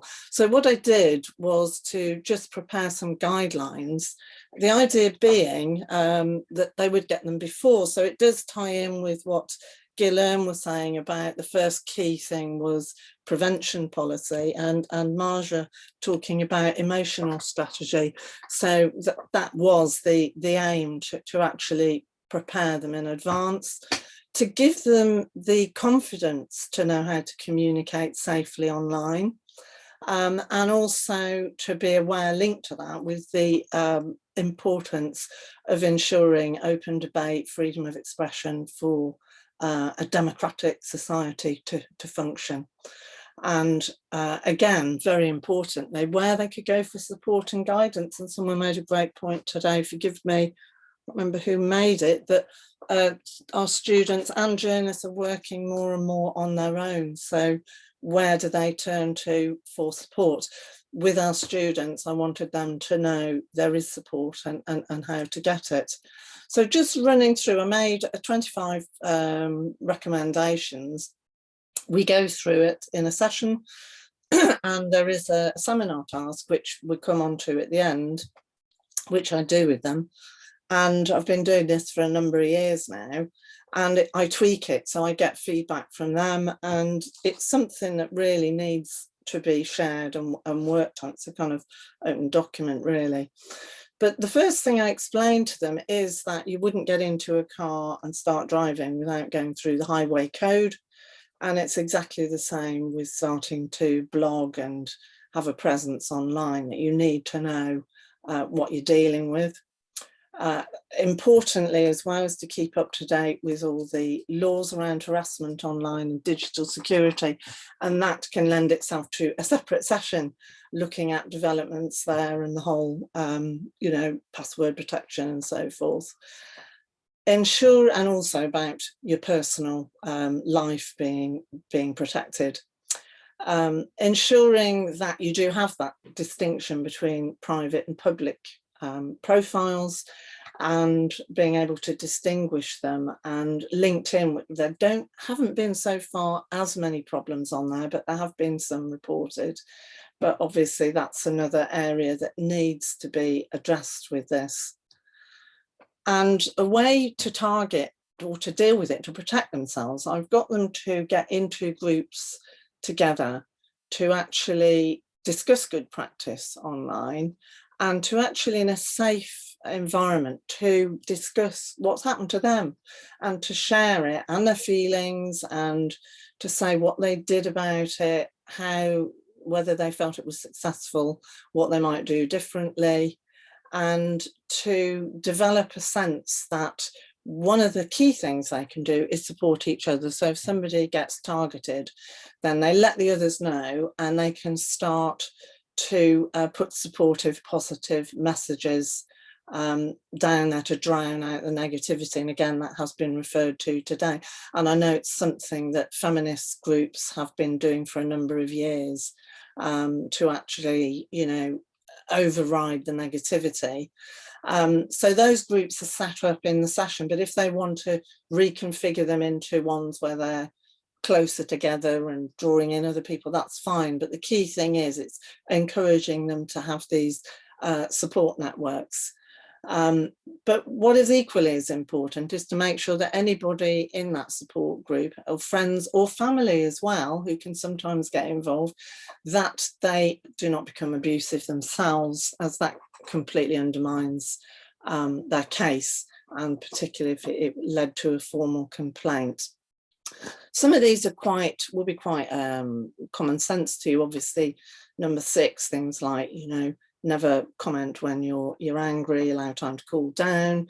But these are young people, and they do need to have it spelt out, because they, you know, youth is where these things can occur, and to get some support and advice where necessary.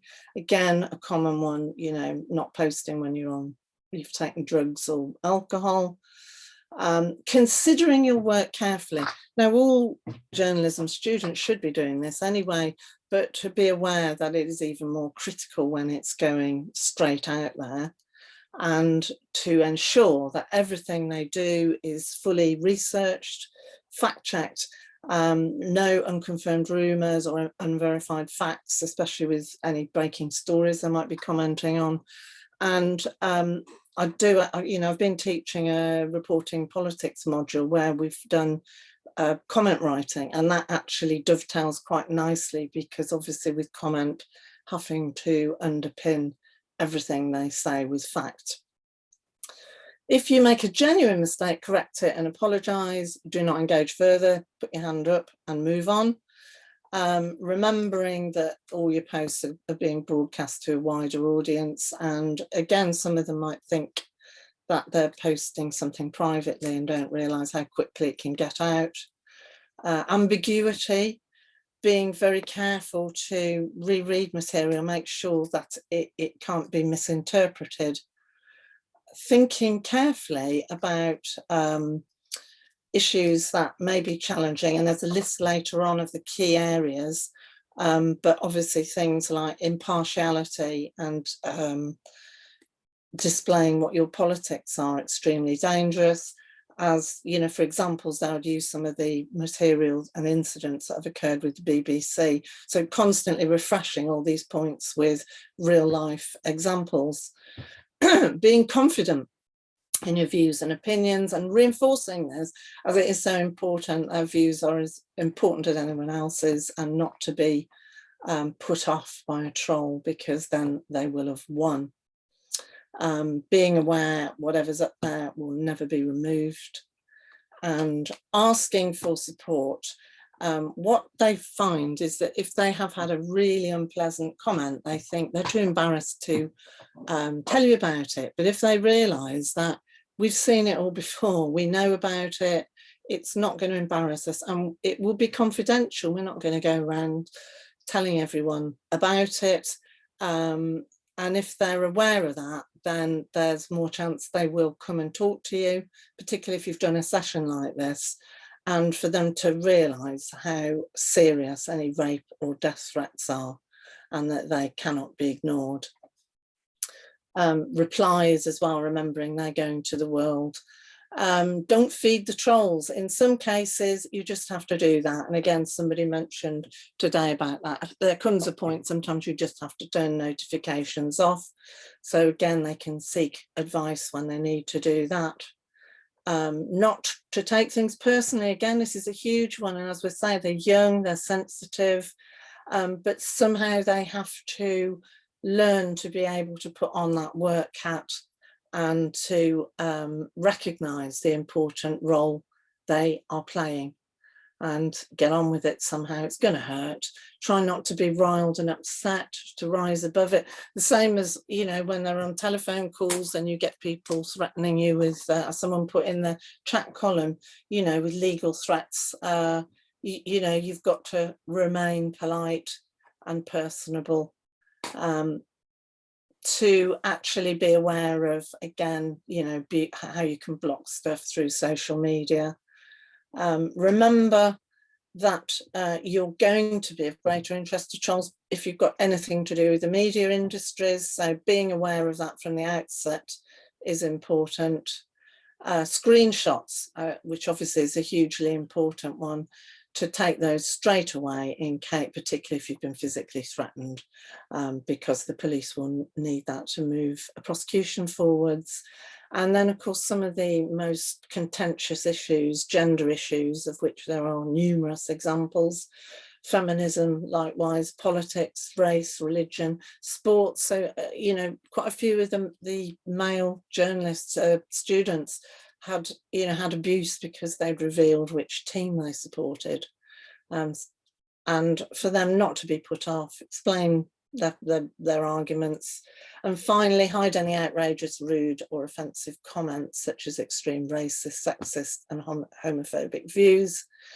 And then the seminar group in breakouts, you know, I get them to do that, to discuss what material they've dealt with, what comments they've had, how they've dealt with it, and quite interesting to see if it has affected them, which is where it, you know, some of them it has. They say, well, yeah, I am more careful. In some cases, it's because what they posted actually, when they reflect on it, wasn't very clever.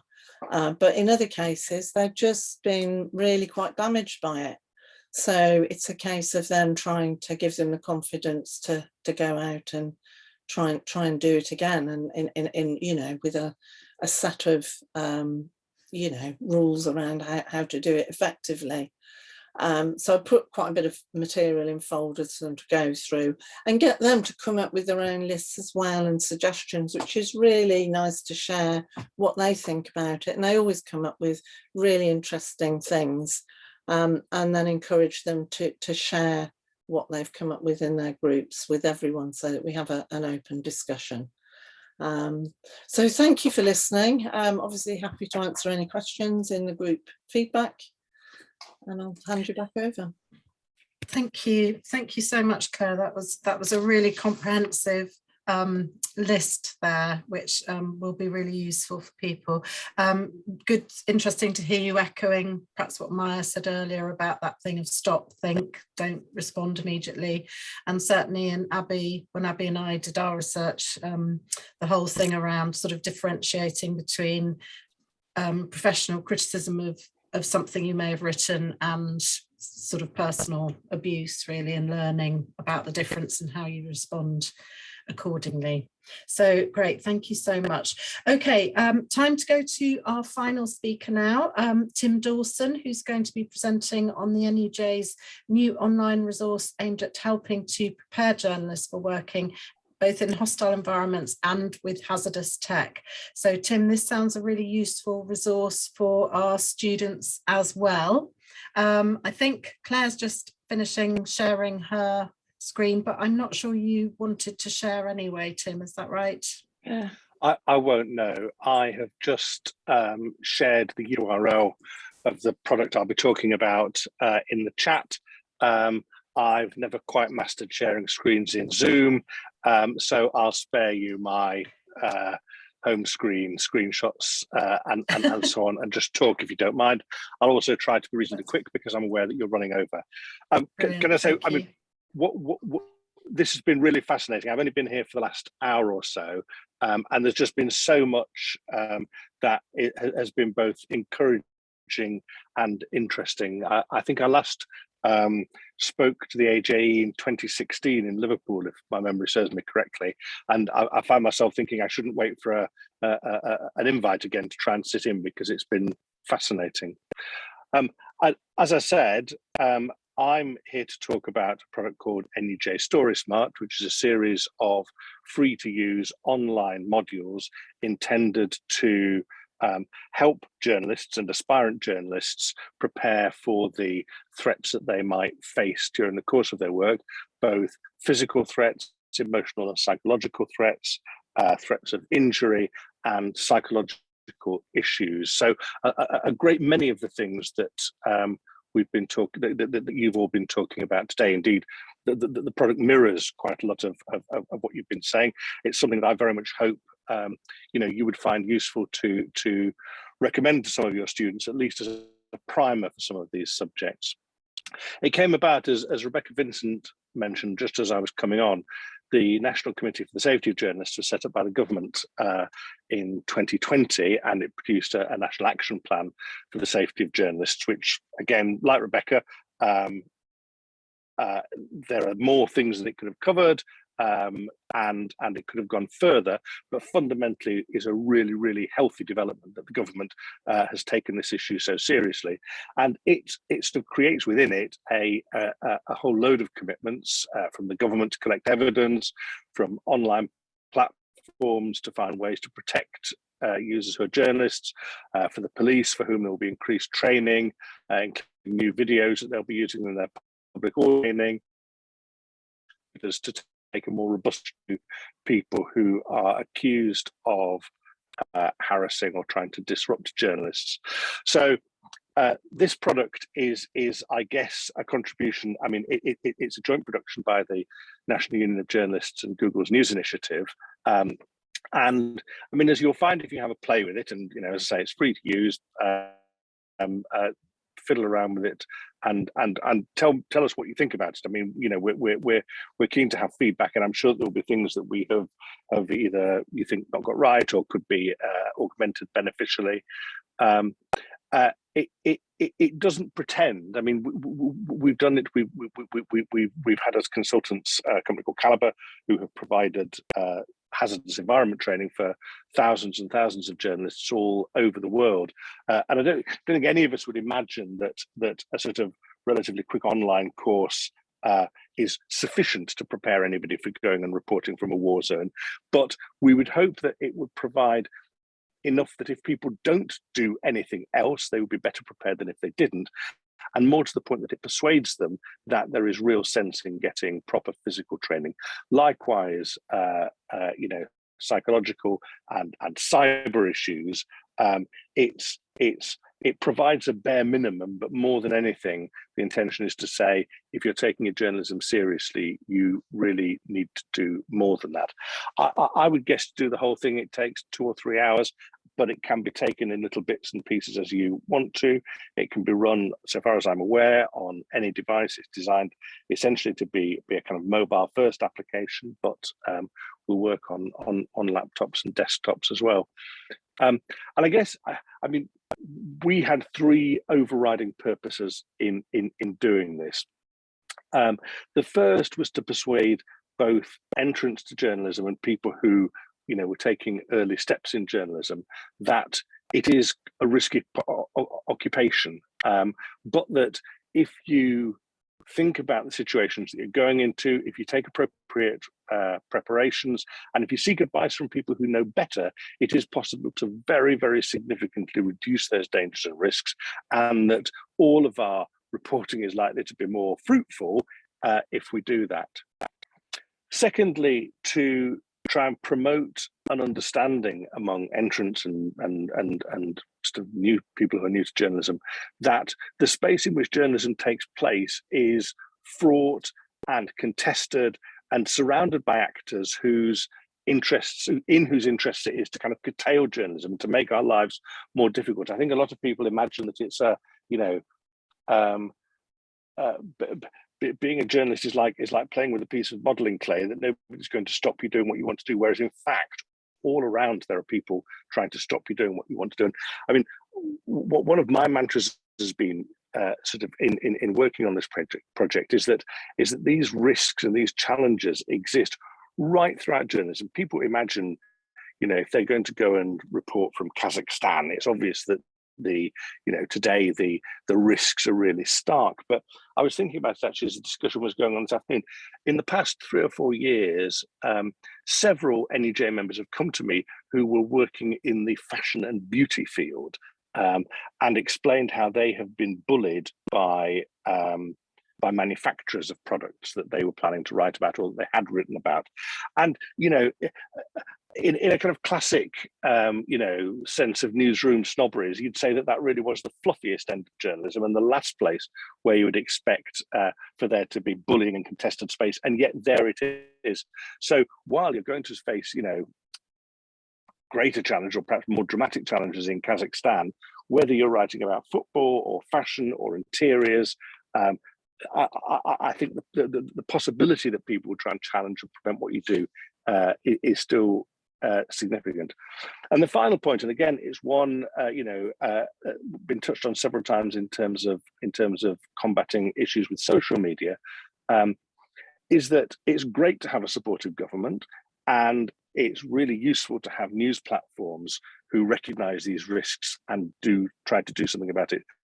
But what really makes a difference is journalists ourselves calling out these issues, supporting each other, and making sure that we step in when we see other people being challenged. And I mean, I think that's both from the point of view of supporting people who are being, who've got Twitter trolls going after them, but also recognizing when, for example, there are legislative threats going on that might challenge what some or all of us do, and playing our own parts in trying to affect those. And just, I mean, I'll end on just a small note. I mean, as a trade union activist, I spend a lot of time trying to persuade people that they should get involved in this campaign, or they should be taking up cudgels about the proposed changes to the Official Secrets Act, which of course you all should. But I think some people sometimes think that kind of campaign is just an end in itself and doesn't make any difference. Back in 2016, we and lots of other people like the Press Gazette campaigned very hard over the Investigatory Powers Act to ensure that there were protections for journalism and journalistic material. Didn't go anywhere near as far as we had hoped. We had hoped to ensure that before the police could look at journalistic communications material, a judge would have to have considered the issue in public. In fact, what we got is judicial commissioners considering applications in private, and a report of those being made in the Investigatory Power Commissioner's report at the end of the year. The report for last year was published earlier this week, and it was really heartening to notice that actually there were almost no instances of journalists' material being looked at under the IPA, and that some applications that had been made, I mean, I think there were only probably half a dozen in total, had been rejected, even although the journalists whose material the police wanted to look at were, quite unconventional. We're not representatives of the mainstream media, I guess you'd say. And it makes me realize that campaign that we did, that to an extent we didn't get as far as we wanted with that legislation, but that collective power that we all put into it, the collective issues that we all raised with the government, really did make a difference, and can now be shown to be providing a protection for journalists that simply wasn't there 10 years ago, when the police were willy-nilly intercepting journalists' communications to sort of try and work out the lowest level sources and lowest level sort of snitches that they were trying to catch up with. So it really underlined to me the sense in which, if journalists do work together, we genuinely can affect the environment within which we all work. I hope StorySmart is of use to some of you. It would be great if you recommended it to your students, and equally, if you think there are ways in which it could be improved, I'd be really pleased to know about them. Thank you so much, Tim. I did have a look at the section on online abuse, and I thought it was really clear and really helpful, and worked brilliantly on a mobile device. So thank you, and I can't help feeling that's going to be a really useful resource for our students. So thank you so much. I think we've come to the end of the presentation. So have we got a little bit of time for questions? Perhaps a few minutes for questions. I did notice one in the chat from my colleague Catherine Blair earlier. Catherine, you were wanting to ask a question.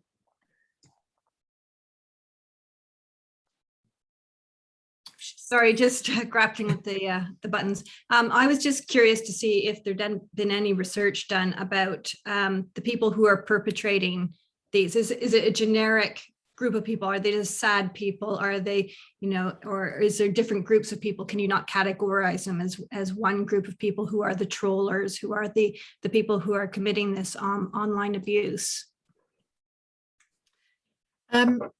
Maya or Claire, have you, or anyone have you got anything to input into that? I might have something as well. I actually saw a really interesting piece the other day saying that, in fact, I think I've got it here actually, that middle-aged women are make the nastiest trolls. And apparently they can be really quite brutal on particularly some of the kind of women's site, Mumsnet and things like that. So, that's quite a surprise. But I think with the news agenda, it seems to be predominantly male, and a lot of it as well, because it is women getting the abuse. There is a lot of sexist and feminist kind of behaviour being vented online because they can hide from it.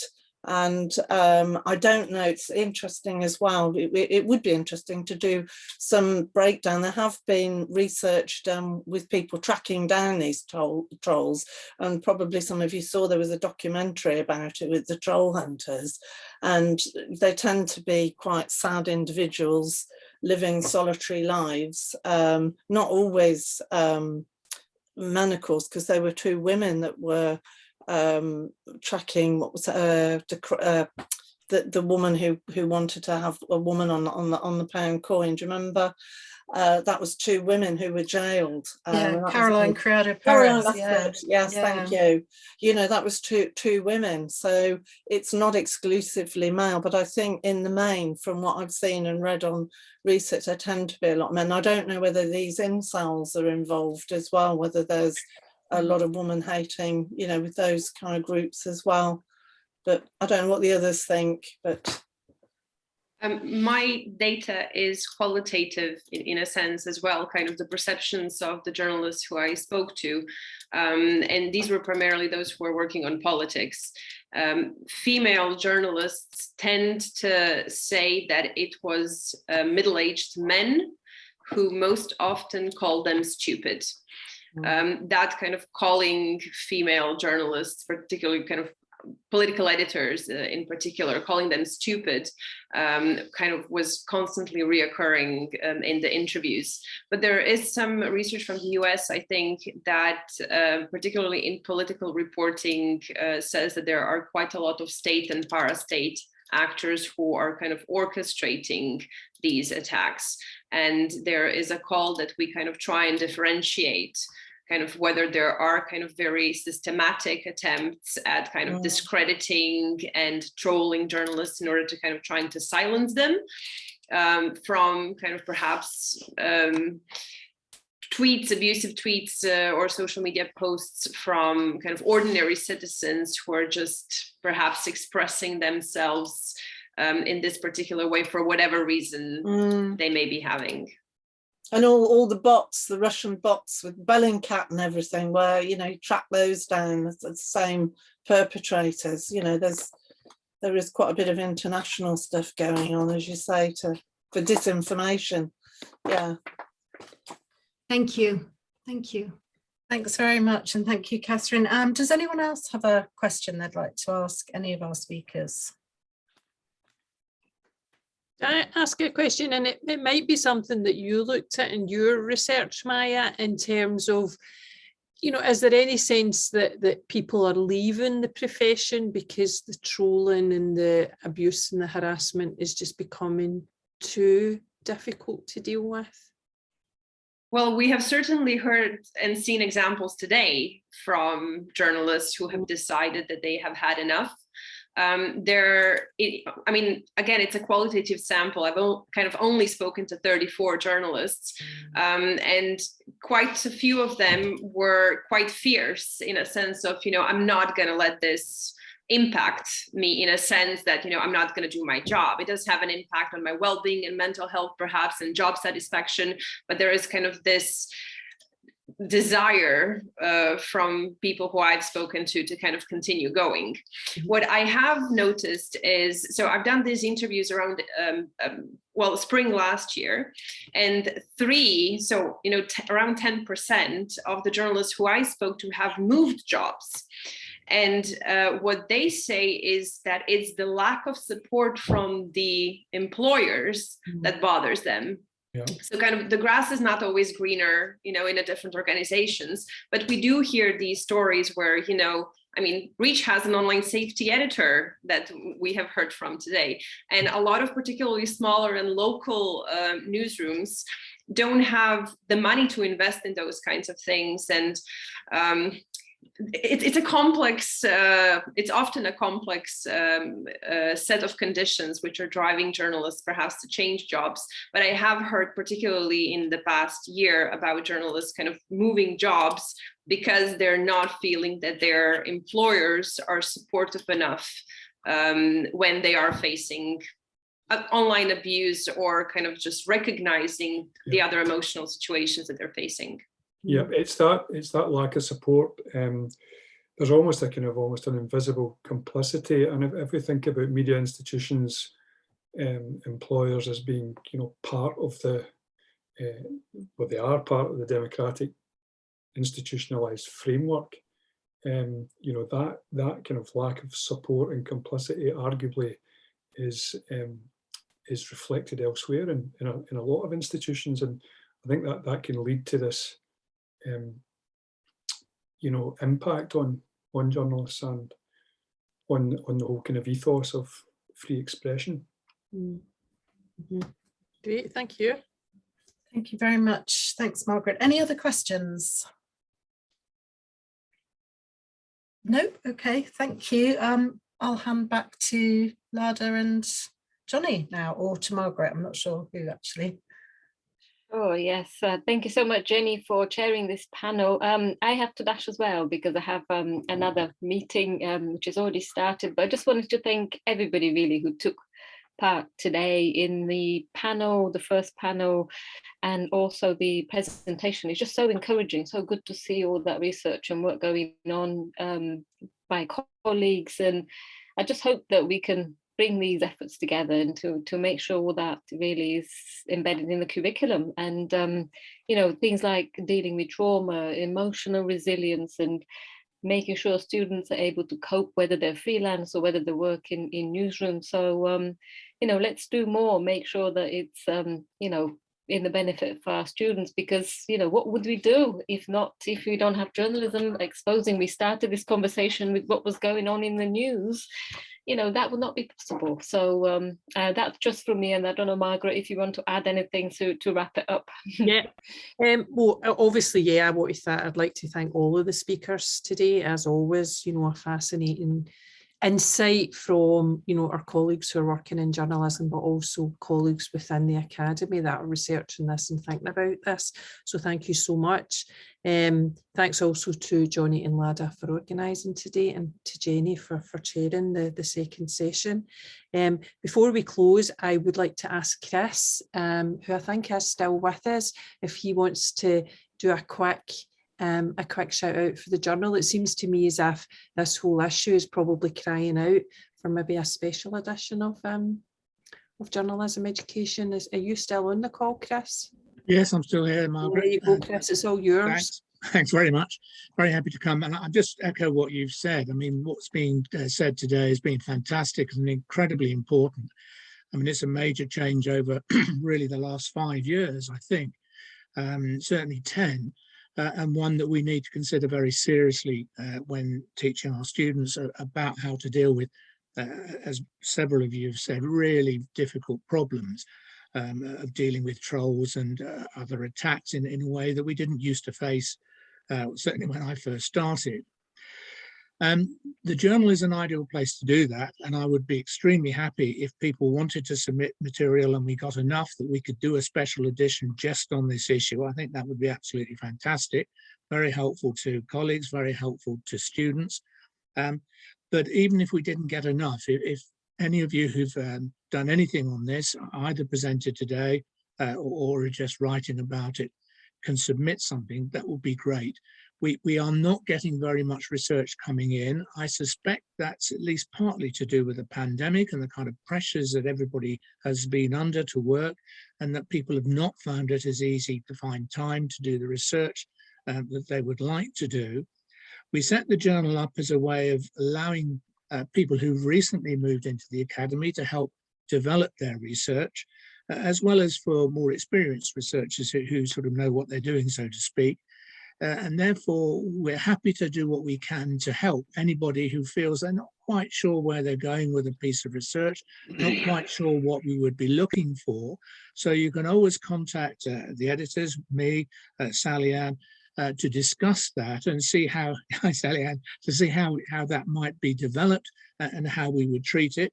So we do like to send things out to referee, obviously, but we're always very careful to make sure those referees are fair and reasonably gentle with anything that's written. I remember back from some of my first efforts of research that there are some referees out there who are quite happy to stick the knife in and rub it about a bit, and we certainly don't do that. Because we aim to develop people's research skills, colleagues. We aim to allow to build AJE members' confidence at doing research, at developing their research skills, because it's vital for their careers these days. We also like to open debate, so it doesn't all have to be full refereed papers. It may well be that a number of the papers that have been written today you would find quite easy to turn into a 3,000, maybe 4,000 word essay, which would help take the debate along, help inform people, but doesn't need to go through the full complex refereeing process. And it might also allow you to develop links and networks with people who are researching in similar areas, so that you could work together, so that you could build on each other's work and develop further. So there's lots of ways that the journal can work with you to try and help develop your research over the next months and years. If you do want to submit something, that I'd be very, very grateful for that. Just send it to ajejournal@gmail.com, or you can send it direct to me if you want to. If you want to discuss something, ask me how I feel about it. My email is profcfrost@gmail.com. So that's one word, profcfrost@gmail.com. And of course, the journal is ajejournal@gmail.com. So it'd be great if you could send stuff in. I mean, a lot of you had this on PowerPoint and so on. To convert that into a narrative style really wouldn't be that difficult. Please let me know what you've got. And I look forward to seeing lots of articles coming in. Great, thanks. Happy New Year, everybody. And to you too. Thank you, Chris. And often sometimes people send stuff to just the AJE general email address. So if stuff comes in, I always just pass it on to Chris or indeed to Sally Ann, who are obviously both are editors. I don't know if Sally Ann wants to add anything, but we certainly always looking. People often share such interesting and fascinating research at our conferences and our seminars, and then they just, and I have to say I'm as guilty of this as the next person, and then they just don't take it forward to the next stage. So please take the opportunity of the support that journalism education can provide. So I'm just going to close now with thanks yet again. We will share, there have been lots of links put into the chat by our speakers today. So what we'll do is I'll just pull all of them out. What we'll do is we've obviously recorded this afternoon's event, so we will put that up onto our website. If any of the speakers who did present slides, if you could send them to me, we can then, or even to Johnny actually, because Johnny obviously looks after our website, we will also put them onto our website and share them with our members. So there's lots of ways in which you can share your work beyond this afternoon.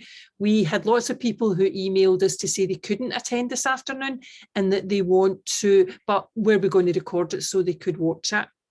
And obviously we do that. And for anyone who's looking for anything from any of the events that we've held really since the spring of 2020, they are all on our website. And I think that there's lots of fantastic resources there for everyone to have a look at. So thank you so much everyone for joining us. Again, it was great to see everybody. And please, hopefully we'll see you again quite soon. Last year, one of our most successful events was our International Women's Day event, and that is something that we'd really like to do again. So hopefully we'll have another event quite soon, the beginning of March, but please look out for details coming round via our regular emails and on our social media. So thanks again, and thanks again to Lada and Johnny for organising today.